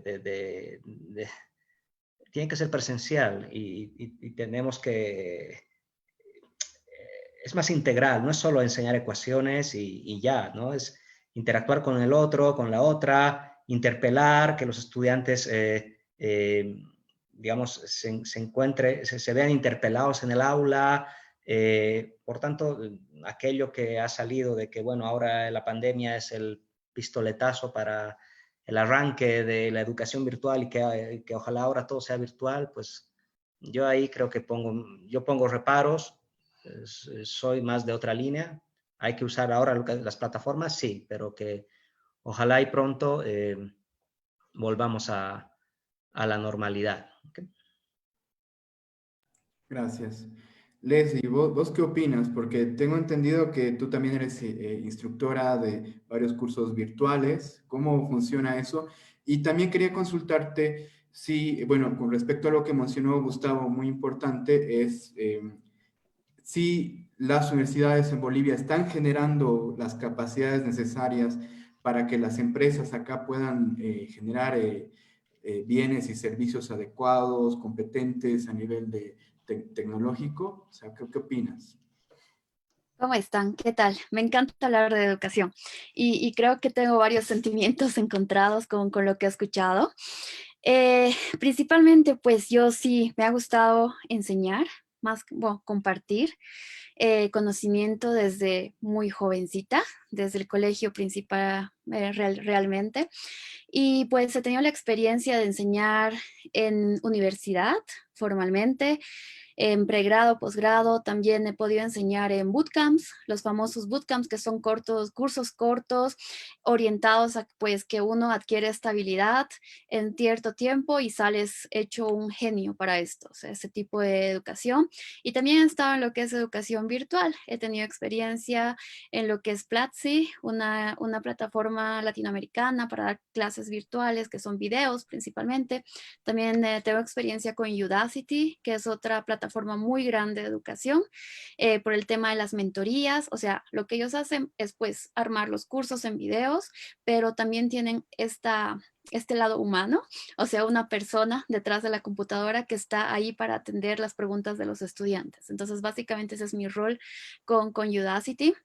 Es súper genial, pero a ver, sobre el tema de la universidad, sí, yo he visto incluso en mi época de formación que pues las cosas en tecnología específicamente no están como 100% actualizadas. O sea, yo puedo aprender sobre tecnologías que se enseñan en la universidad, que se han enseñado en la universidad por los últimos 10 años, pero que si yo salgo al mercado, pues esa tecnología ya está guardada en un museo y me toca como que actualizarme para esas cosas. Y creo que ahí viene la queja de mucha gente de que pues en la universidad yo no he aprendido las cosas para hacerlas. Ahora, yo no estoy de acuerdo con esta última afirmación, justamente por el hecho de que yo creo que en la época de la universidad, donde uno está bien que aprenda sobre tecnologías históricas o sobre cosas relacionadas, creo que lo importante en la universidad es la capacidad de aprender a aprender y principalmente el hecho de adquirir esas experiencias de los docentes. Gracias a Dios, en mi formación de pregrado en la universidad, pues mis docentes no solamente son expertos en su materia, sino también han sido líderes de empresa. Entonces he podido pues aprender de ellos cuál ha sido el camino en el que han empezado, no sé, instalando teléfonos públicos y después han podido hacer esto. Y si bien parte de la materia misma, la sustancia de la materia, pues eran tecnologías de los 90 y yo estudiaba en los 2000, pues ese hecho de humanidad que nos decía Gustavo, ese hecho de que yo pues he aprendido estas tecnologías y yo antes tenía que agarrar todo un libro de código y pasarle a un compañero y pues ahora ustedes pueden subir su código por internet y pues pasarle al compañero, que es más fácil. Entonces, entender ese lado de cómo la tecnología ha ido progresando, pues realmente me ha inspirado aún más al tema de innovar, de cómo era la educación para ellos en tecnología para esa época, cómo era la educación en tecnología cuando yo era alumna y cómo es ahora cuando yo soy profesor. Entonces creo que ese es súper valor agregado de la universidad, de que pues por más libros que leas y por más cursos en línea que tomes, no existe esta relación que el profesor puede darte directamente esa experiencia o aconsejarte, porque al final, a diferencia de muchos años atrás, donde no hay internet, donde era complicado conseguir los libros o donde sí o sí tenías que ir a la biblioteca, pues antes el profesor era como el genio y lo que él decía era la verdad. Pero en estas épocas creo que también es muy importante motivar a nuestros alumnos a que ellos cuestionen esa verdad del profesor, a que ellos pues ya que tienen acceso al internet o acceso a una biblioteca más moderna en la universidad, en la ciudad, no sé, que puedan nutrirse también de conocimiento y yo como profesor no voy y les digo pues esta es la ley de telecomunicaciones y esto es cómo funciona y fin. Y que los alumnos no sean solo consumidores, porque eso no es lo que queremos sacar a un mercado, sino que los alumnos en realidad sean cuestionadores. O sea, ok, profesor, yo entiendo lo que usted acaba de decir, pero yo he leído que pues en otro país esta es la ley de telecom, no sé, algo como eso. Y ese tipo de discusiones es lo que está permitiendo a las universidades avanzar o adecuarse al mercado, no sé qué es lo que nos decían antes. Este tipo, por ejemplo, de discusiones dentro del aula me han parecido súper productivas porque me ayuda a hacer que mis alumnos piensen. O sea, creo que también parte mucho del profesor, de que yo no soy un disco rayado que voy a explicarles cómo funciona el internet por 5 clases seguidas. O sea, yo les doy una introducción y les hago preguntas y los pongo a pensar y tal vez es más trabajo para mí como profesor, que tengo que preparar un montón de cosas, es más trabajo para ellos que tienen que leer cosas, pero es la forma en la que uno aprende a aprender, ¿verdad? En la que uno aprende los skills básicos, las habilidades básicas, pensamiento crítico, resolución de problemas y pues todo eso. Y creo que eso es súper importante para los alumnos y creo que las universidades tienen que ponerse muy al día para eso, porque más allá de sacar un ingeniero en sistemas, un ingeniero en telecomunicaciones, certificado en Cisco, en Google, lo que sea, tienen que sacar este ingeniero con capacidad de resolver problemas, con pensamiento crítico y con esta motivación de investigar. Ahora, yo estoy de acuerdo con Gustavo cuando dice que es muy importante ver el mercado, porque, por ejemplo, no sé, personalmente yo creo, ¿para qué saco a mis alumnos certificados, no sé, en alguna tecnología X, cuando el mercado ahorita me está demandando una tecnología Y? Ahora, yo sé también que el tema de las certificaciones, pues es relativa, dependiendo lo que cada uno quiere hacer. Recuerdo cuando yo estudiaba Telecom, el último año era la locura hacer certificado Cisco. Entonces, la universidad no te daba como la certificación directamente, pero la gente buscaba. Ahora, también ahí depende mucho el tema del alumno, si realmente te interesa ese lado. Yo había averiguado con el poco internet que tenía qué era una certificación Cisco, para qué me servía, qué trabajos podía tener con eso. Sinceramente, en ese momento no me interesaba mucho porque me estaba enamorando del desarrollo de software. Entonces, para mí era, no es mi momento de hacer esta certificación. Pero yo sí estoy de acuerdo con que podamos motivar a nuestros alumnos a poder sacar certificaciones, a poder hacer exámenes internacionales, porque efectivamente eso en tu currículum, aunque sea un papel más, te da disciplina de estudio, porque tú tienes que ponerte a estudiar ese tema, te da un ¿cómo se dice? Un CV, un background más internacional, porque tú estando en Bolivia, certificado en Cisco y lo que sea, pues tenés las mismas capacidades que un español estudiando allá o un asiático sacando su certificado Cisco. Entonces creo que lo importante por ese lado de las certificaciones es pues ese nivel que te da para las empresas. Ahora, yo sé que las empresas también buscan a esta gente que esté capacitada y que tenga las habilidades. Y he visto que muchas empresas también menosprecian un recién graduado. Entonces yo, por el lado de la empresa como empleador, también valoraría ese nuevo graduado y pues en vez de decir, ahora tienes que aprender todo desde cero, que yo he visto eso en varias empresas de software, más bien lo que yo haría es pues, ok, ¿qué has aprendido? Tú sabes resolver problemas, mira, te introduzco en todo lo que es nuestra empresa, ¿qué soluciones me das tú que estás fresco saliendo de la universidad, joven? ¿Y por qué para ti esto es demasiado viejo, demasiado aburrido? No sé, o sea, más bien motivarlo y meterlo en ese ambiente, porque esa curiosidad es la que va a hacer que la gente realmente se enfoque en lo que es la investigación, de por qué esto funciona así, entonces pues lo voy a buscar o voy a sugerir las formas de hacer las cosas, ¿verdad? Entonces creo que por ese lado es súper importante. Y volviendo al tema de aprender a aprender, en realidad de desarrollar este pensamiento crítico, esta capacidad analítica, pues como me encanta la educación formal, todo lo que es ir a un colegio, ir a la universidad y pues tener esta charla con el profesor que nos explique cómo es el trabajo real y cómo es esta teoría, esta práctica, su investigación. También soy muy fan de lo que es el autoaprendizaje, o sea, de lo que es la formación por redes, por todo lo que son los medios virtuales. Desde ya hace varios años, pues que estoy súper metida, como les contaba antes, y pues más allá de profe, también como alumna, para mí ha sido no solo para mi desarrollo profesional, como otro certificado de que ahora soy experta en datos, por ejemplo, sino ha sido un desarrollo personal. ¿Por qué? Porque en realidad me ha ayudado a desarrollar disciplina, de que pues ahora todos los viernes estudio 2 horas en Coursera este curso. Me ha ayudado a desarrollar resiliencia en el sentido de que yo estoy estudiando en este curso y pues no entiendo y el profe no está en vivo y a quién le pregunto y empiezo a investigar más por mi cuenta.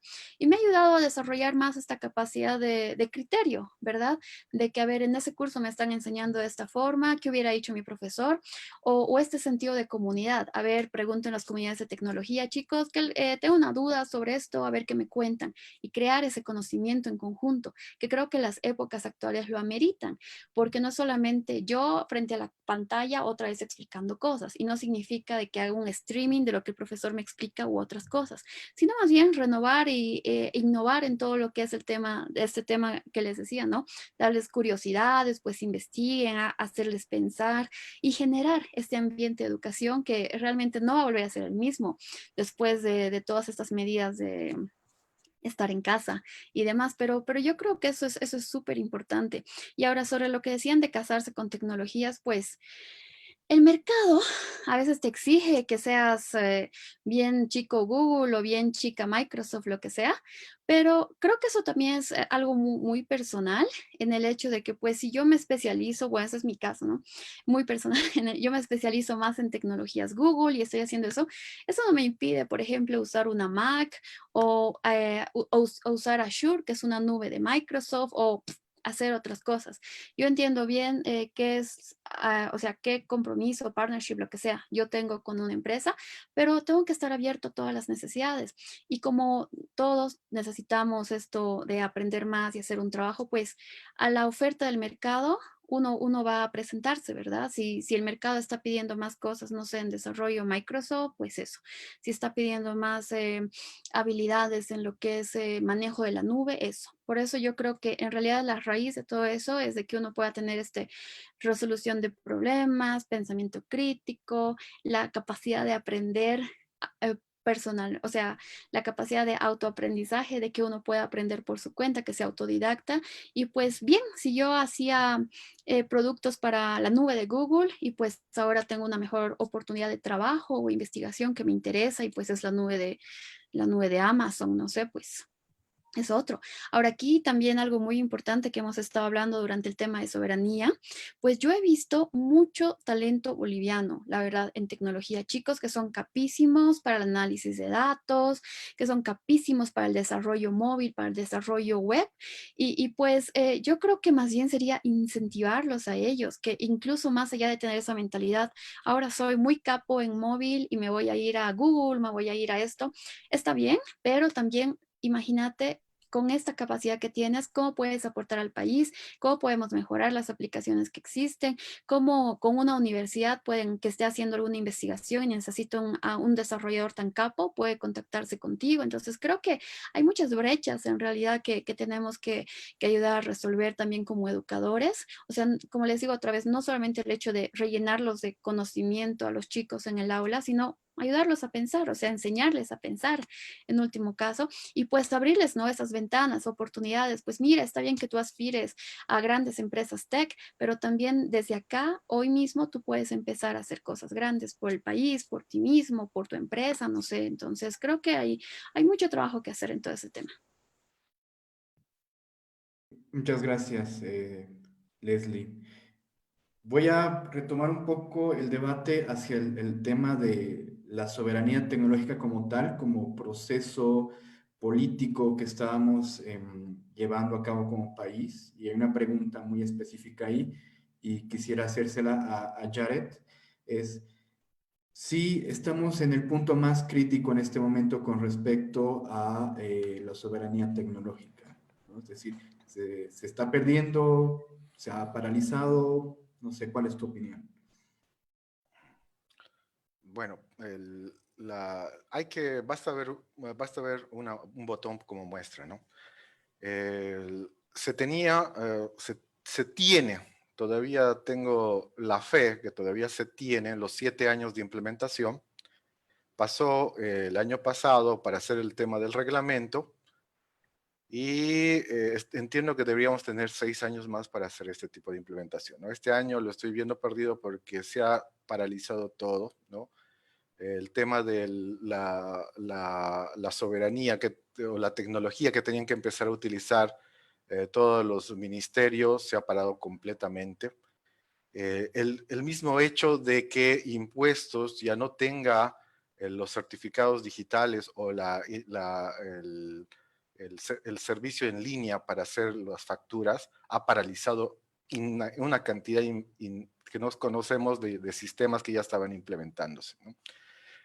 Todo eso hace ver que la soberanía tecnológica ahorita está totalmente paralizada, ¿no?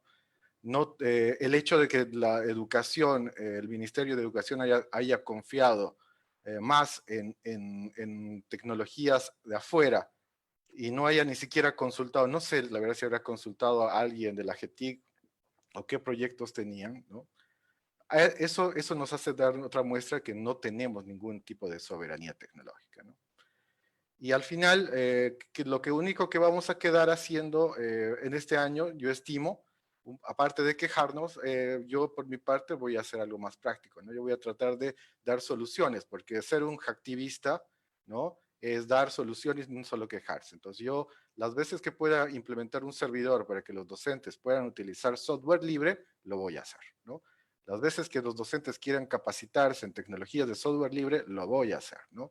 Yo doy docencia hace más de 8 años y en este tema también quería hablar, ¿no? No lo vean como un punto malo. Está bien que las universidades, retomando un poco eso, porque he escuchado 2 veces eso, las universidades necesitan saber el mercado, está totalmente correcto. Pero yo me voy al hecho que las universidades debían guiar a la investigación y desarrollo para que el mercado asuma esa tecnología y mejore, ¿no? Ese es el rol que se ha perdido en la universidad, ¿no? Ese es el verdadero problema que se tiene. No está mal que una universidad vaya a hacer su sondeo y diga, necesitamos lo que llamábamos antes eran los Cisco Boys, ¿no? O los Oracle Boys. No, lo que necesitamos era ver si necesitaban base de datos, deberían buscar una base de datos de la universidad que reemplace o tenga las mismas características que ella, ¿no? Y decirles a sus alumnos y hacer pruebas y demostrar a las empresas que pueden utilizarla, ¿no? Así de simple, ¿no? Así la universidad cumple un rol, ¿no? Mostrando a qué lado puede ir la tecnología, ¿no? Por eso estaba diciendo, en Estados Unidos, por ejemplo, las universidades son las que guían a las empresas. De las universidades ha salido Google, de las universidades ha salido Facebook, ¿no? Esos son claros ejemplos, ¿no? Entonces, esa es la crítica que yo doy a las universidades, ¿no? Y actualmente la soberanía tecnológica debería partir también de las universidades, ¿no? Pero el tema político local es otro tema, ¿no? El tema de las autonomías universitarias para mí es otro problema, ¿no? Eso podríamos hablar. Pero sí, para ya ir terminando, hablar de soberanía tecnológica actualmente en Bolivia prácticamente es hablar de nada para mí. No tenemos ningún proyecto actualmente que nos esté guiando a hacer algo de soberanía tecnológica. Nada más, ¿no? Gracias, Jared. Y a vos, Gustavo, ¿qué opinión te merece? ¿Cómo está la soberanía tecnológica? ¿Estamos en un momento crítico? ¿Se debería reimpulsar? ¿Está bien así? ¿Cuál es tu opinión? Ya, absolutamente se debería impulsar, así de tajante. ¿Qué podemos hacer desde la universidad? Coincido con Jared en que sí podríamos explorar o trabajar, digamos, soluciones, por ejemplo, open o low cost.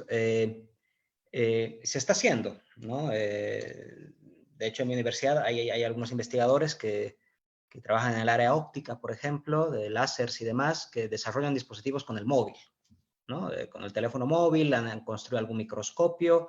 Eso es súper low cost, ¿no? Entonces, yo creo que puede ser nuestro rol en mi ámbito, que son las radiocomunicaciones. Igual hay tecnologías open, ¿no? Por poner un ejemplo, hay un radio que se llama Hack RF, por ejemplo, o sea, hace alusión un poco al mundo hack, ¿no? Entonces hay comunidades, así como hay comunidades en la de Linux, hay igual comunidades en el mundo de las radiocomunicaciones. Pasa que ahí hay que tener un poco de cuidado, o sea, yo esas herramientas, encantado de usarlas desde el punto de vista académico, pero no en mi ámbito, probablemente el software es diferente. En mi ámbito no puedes ir a una empresa y decirle, usa mi radio de, no sé, $300 para tu sistema. No, o sea, me van a cerrar la puerta en la cara. O sea, es como que, ¿qué me está contando usted? O sea, nosotros necesitamos un sistema 100%, bueno, no 100%, pero altamente confiable, y pues se lo vamos a comprar a Ericsson, a Siemens, a X fabricante de aquí o de allá, digamos, ¿no? O sea, soluciones robustas en hardware, quiero decir, en mi ámbito digamos, de especialización. Entonces, lo que sí, y ahí cojo la posta, no, nada nos impide explorar soluciones open en la enseñanza.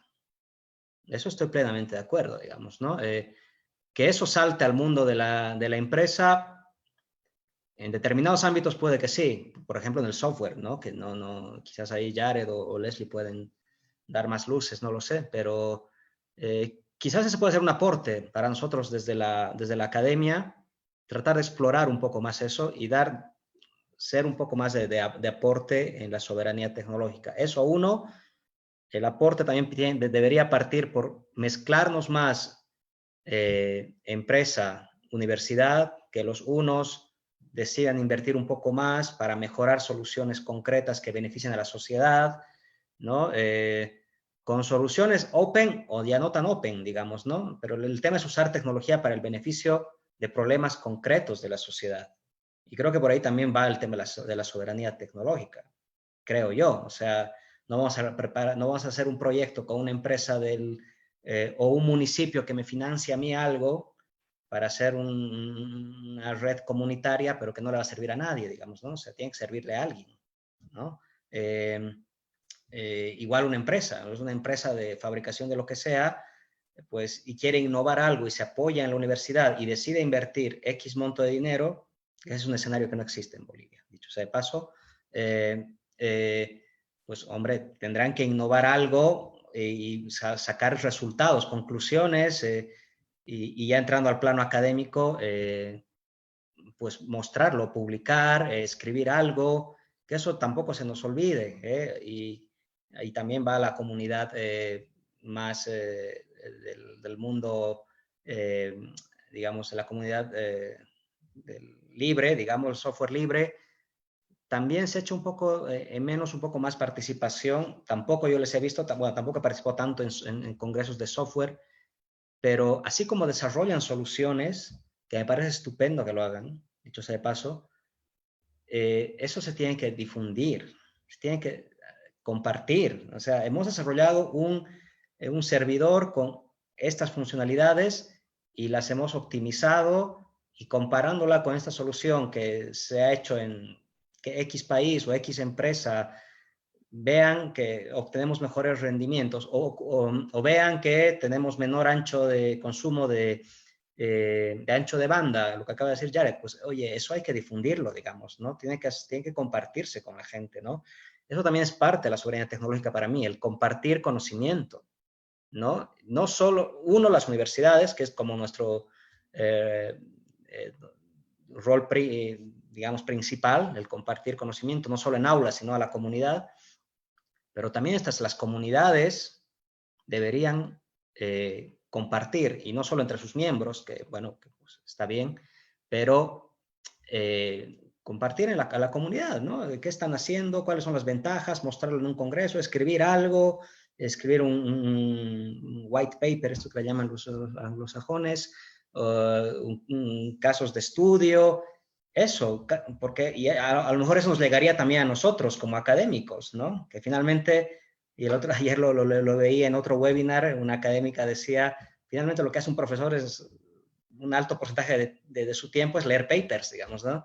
Entonces pasamos leyendo papers y para clase o para mejorar alguna idea que tenemos. Entonces eso también es importante que lo produzcan otras comunidades, ¿no? La empresa, las comunidades activistas, que se muestren, digamos, ¿no? Tiene que haber un poco más de eso. Bárbaro, muchas gracias, Gustavo. Naira, ¿estás ahí? Porque quería hacerte una pregunta a vos y llevar este debate, sacarlo del debate más tecnológico, duro, de fierros, de las comunidades que desarrollan, y llevarlo hacia las comunidades más, las comunidades feministas, digamos, las comunidades que tienen alguna identidad social política más fuerte. En ese sentido, ¿Tú crees que la tecnología es emancipatoria y cómo atraviesa el debate de soberanía tecnológica a este tipo de comunidades más políticas o más politizadas?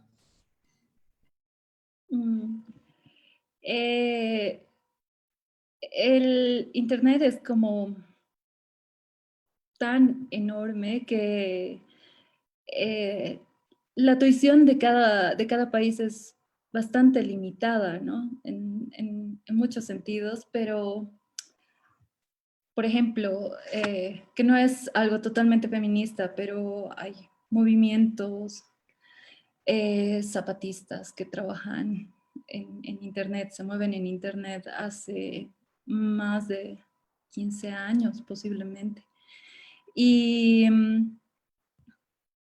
los movimientos feministas han encontrado una buena herramienta que me parece mejor verlo como una herramienta, no como el único escenario, porque al final la calle es el único escenario de lucha, incluso para la soberanía tecnológica y para el control social. La calle sigue siendo el principal lugar donde la ciudadanía va a tener la posibilidad de quejarse, la posibilidad de expresarse, aunque tal vez ahora tengamos que encontrar algo, otra, otra, otra forma de hacerlo.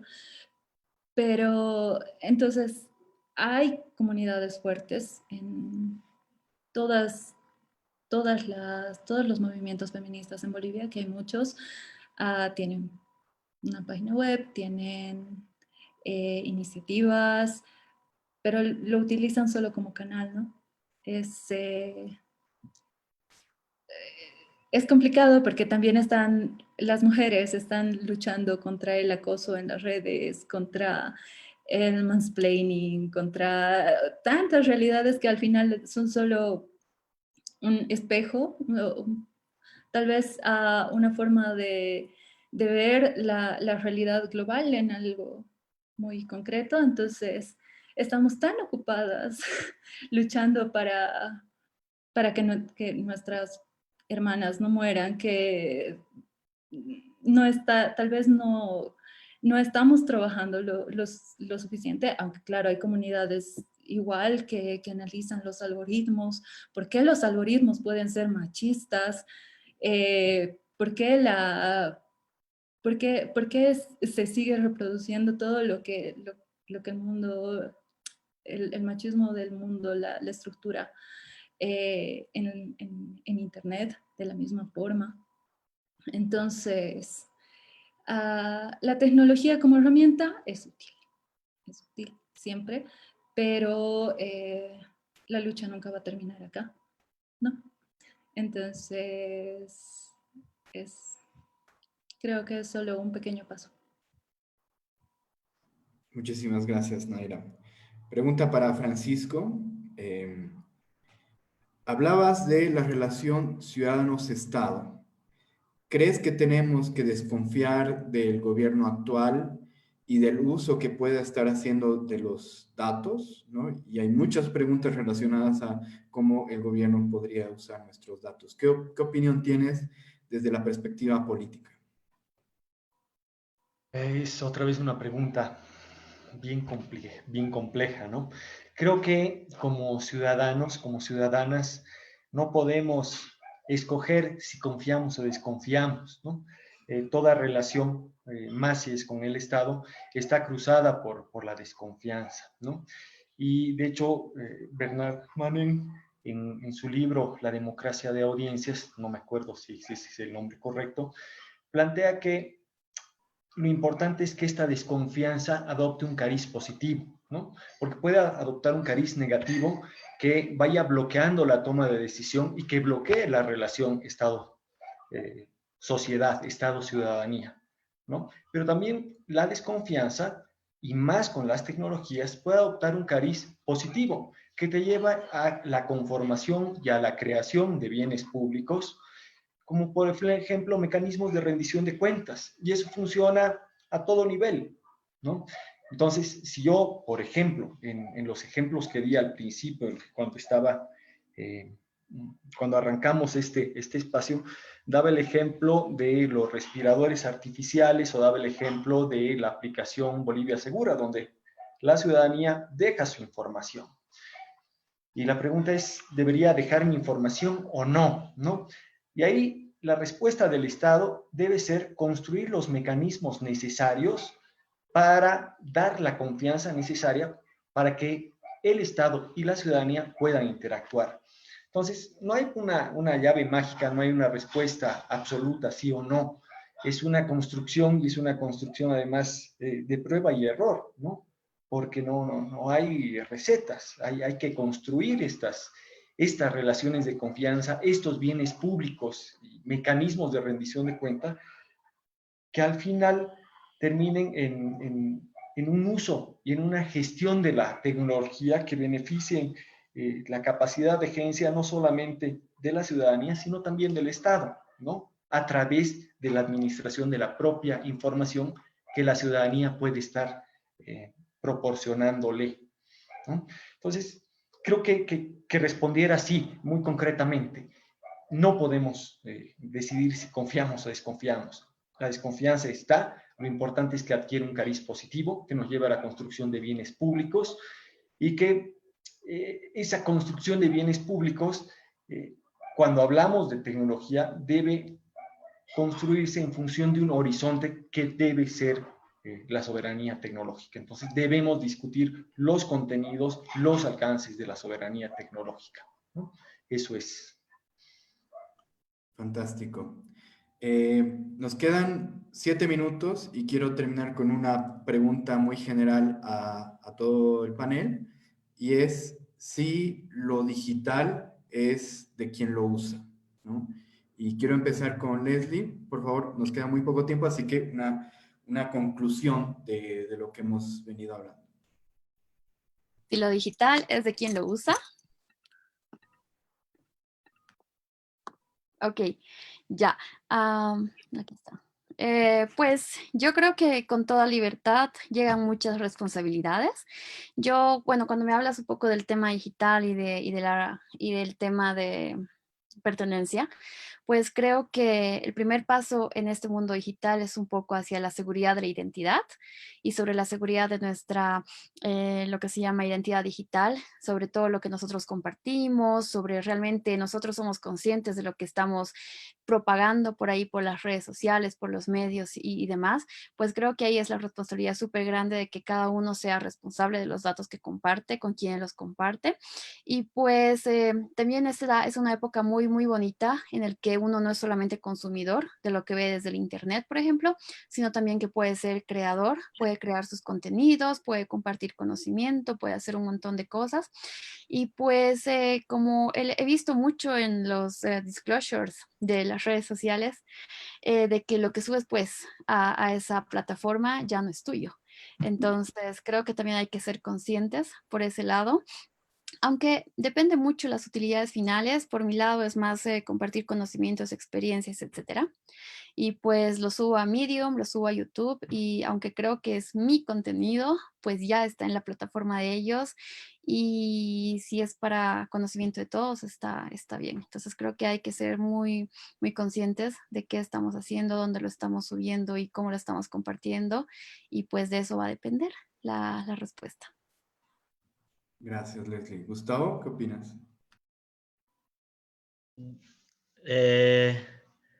Bueno, una pregunta un poco complicada, ¿no? Pero no, yo creo que sí. O sea,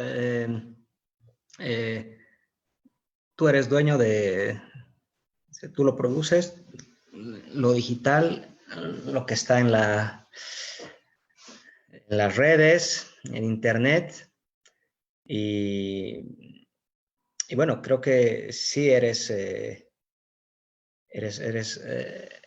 dueño de ello, ¿no? Y quien lo usa, bueno, yo sí que creo, a ver, yo creo que como rol académico, pues nuestro rol siempre es compartir conocimiento, ¿no? Yo no puedo decir que tal conocimiento es mío, por ejemplo, ¿no? Yo estoy totalmente en contra de eso, ¿no? Entonces, partiendo de esa línea, ¿no? De que lo que compartimos en el aula y en general, y en este momento también que estamos hablando, yo lo que digo, bueno, pues lo estoy compartiendo con todos los que están viéndonos, Entonces, sí parto de una democracia en ese sentido, del conocimiento, y democracia de lo digital también, ¿no? Entonces, mi respuesta sería que sí. Gracias. Jared. Bueno, yo digo que no, ¿no? ¿Por qué? En el momento que uno no tiene control dónde estás almacenando esa información, ese dato ya no es tuyo. Antes había un control por la lupa, por el software que utilizabas. Por ejemplo, Microsoft, el formato de Microsoft nunca fue un estándar. Fue un estándar de facto, se puede decir, ¿no? Y ese estándar, entre comillas, hacía que otros proyectos de suite ofimáticas no puedan leerlo bien. Hicieron ingeniería inversa durante más de 10 años para lograr un 90%, ¿no? Y ahora después sacaron un formato, entre comillas, que es el OpenXML, que no tiene nada de Open, pero al momento que uno guardaba esa información en ese formato, te volvías pues rehén del software que lo podía mirar, la lupa que lo puede abrir. Ahora estamos cambiando eso por la nube que te lo puede dar, nada más. Al momento que tú subes tu información en una nube, tú tienes que aceptarla a ciegas si quieres utilizar ese servicio. Y tienen la certeza que esa información ya no es de ustedes, ¿no? Porque dependes de esa tecnología para poder utilizarla, ¿no? Entonces, la única forma de ser soberanas digitalmente es sabiendo dónde está mi información, ¿no? Controlando dónde lo voy a almacenar, hasta sabiendo en qué disco duro está, en qué partición está, ¿no? Cuando tú sabes eso, te puedes decir que esa información es tuya. De otra forma, la nube y la nube, créame, funciona sobre software libre. Toda la nube funciona con software libre. Pero el hecho que funcione no quiere decir que sea como software libre. Prácticamente hemos cambiado de secuestrador, ¿no? Si antes era el sistema operativo y era la suite ofimática, ahora es la nube por la cual estás pasando, ¿no? Entonces, créame, estamos yéndonos a otros niveles de dependencia tecnológica por decir que estamos utilizando tecnología, ¿no? El decir utilizar tecnología no es lo mismo que controlarla, jamás. Y bueno, más allá de eso, bueno, también más allá de eso, Microsoft y otros, los monstruos de tecnología, lo que tratan es siempre de tener lo que en informática o en el área de computación siempre ha sido un lema, ¿no? El que controla la información tiene el poder para controlar el mundo. Y actualmente se está dividiendo tecnológicamente y el poder es tan grande, ¿no? Que pocos países pueden desconectarse de Internet y seguir viviendo, ¿no? Entre esos solo está China y Rusia que lo han hecho. Los demás estamos totalmente dependientes, ¿no? Si a uno le quitan al Android todos los apps de Google, ya no lo van a usar. Ya no lo van a usar, ¿no? ¿Y qué ha hecho Huawei? Ha generado una forma de tener un sistema totalmente libre y está viendo cómo va a utilizarlo de otra forma, ¿no? Pero esa es la dependencia tecnológica que está rompiendo Huawei en este momento, ¿no? Es un ejemplo nada más. Actualmente nosotros estamos totalmente tapados, se puede decir, porque quítennos las apps de Google del celular. No vamos a vivir. No vamos a vivir, ¿no? Quítenle el WhatsApp, ¿no? Vamos a morir, así. Entonces, la dependencia actualmente en tema tecnológico y la soberanía y la información que se va a pasar por esos medios es totalmente, hemos repartido y nos hemos autosecuestrado para tener ciertas ventajas, se puede decir, de marketing o sociales, nada más, ¿no? Entonces, para mí no. La información que uno sube no es de nosotros, ¿no? Cristian creo que se congeló otra vez. Sí, parece que está congelado. Sí, se emocionó.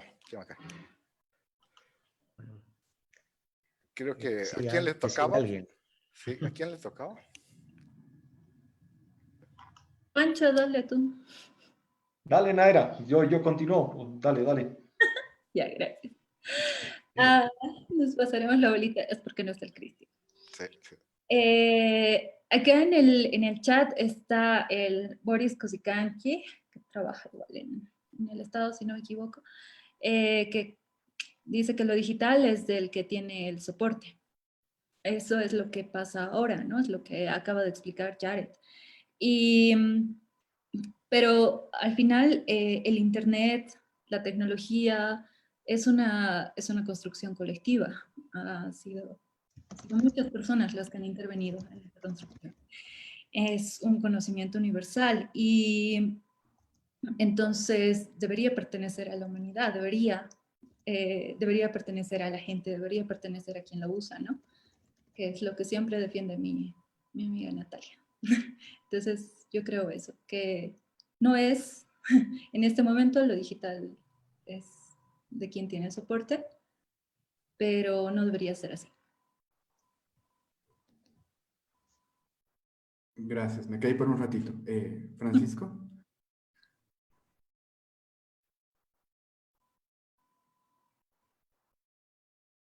Otra vez. Francisco, ¿nos escuchas? Sí, sí, perdón.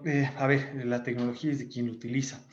Yo creo que cuando uno dice usar, está ya asignando un verbo, ¿no? Es usar, es un momento. Y a diferencia de cualquier otro acto, el uso de tecnología tiene dos sentidos. Tiene un sentido sincrónico y tiene un sentido también diacrónico, ¿no? Por ejemplo, si yo tomo un minibús, es un acto sincrónico. Empieza cuando yo tomo el bus y concluye cuando yo bajo del bus. Con la tecnología no funciona así, ¿no? Yo puedo utilizar una tecnología, puedo utilizar una aplicación como ahorita estamos utilizando Zoom y mientras la estoy utilizando gozo de sus beneficios y de hecho la puedo tener en mi teléfono y decir es mi app porque está en mi teléfono y yo la uso cuando yo quiero.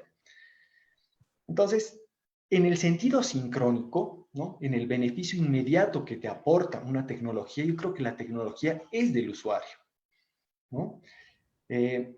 Pero hay también, decía, un sentido diacrónico, ¿no? La tecnología llega a nosotros mediante un proceso, ¿no? Y ese proceso además tiene un interés y una lógica que puede ser capturar tus datos, generar dependencia, perfilar, lo que sea, ¿no? Y tiene también una proyección hacia adelante, ¿no? Entonces, en el sentido diacrónico, creo que la tecnología es de quien la produce y en un sentido sincrónico es del usuario, ¿no? Y lo que hay que hacer, y creo que el desafío está en reducir esa brecha, ¿no? Entre sincronía y diacronía, del que goza cada uno de los actores que convergen alrededor de una tecnología, ¿no? Eso es lo que opino al respecto. Fantástica forma de terminar. Me encantó esta alusión de lo diacrónico y lo sincrónico. Creo que sí hay una brecha ahí. Y bueno, en estas 2 horas hemos hablado sobre educación, sobre política pública, sobre sentido político también de la soberanía tecnológica, sobre las herramientas que se están generando, entre muchos otros temas. Quiero agradecerles a todos ustedes por habernos acompañado todo este tiempo, en especial a nuestros panelistas, a Francisco, Naira, Leslie, Gustavo, Jared. Sus opiniones, sus perspectivas fueron muy ricas para impulsar este debate que por supuesto no se queda acá, es un debate que da para largo, ¿no? Quiero agradecer también a Luan por todo el esfuerzo logístico para que todo esto sea posible. Luan está en la cuenta de FES Bolivia, ella estuvo ahí haciendo todo para mantener la plataforma y las invitaciones y todo. Muchísimas gracias, Luan. A Eliana Quiroz, que es la directora de la Fundación internetbolivia.org, por hacer esto posible, a la FES por ser nuestra casa para todos estos debates y a Derechos Digitales América Latina, quien financió este proyecto. Decirles que los papers están disponibles para su descarga en internetbolivia.org/futuro digital, ahí los puedan descargar. Y decirles que el próximo jueves tenemos un último conversatorio a las 5 de la tarde que llevará el nombre de Tecnopandemias, en el cual hablaremos sobre derechos digitales y para el cual estamos invitando a María Paz Canales, la directora de Derechos Digitales Chile, y otros invitados internacionales también de lujo. Ya haremos saber la lista de los panelistas el próximo sábado. Sin más, les agradezco nuevamente y me despido. Muchas gracias. Gracias a ustedes. Gracias. Chao, chao. Adiós. Chao, chao. Chao. Chao, chao. Chao.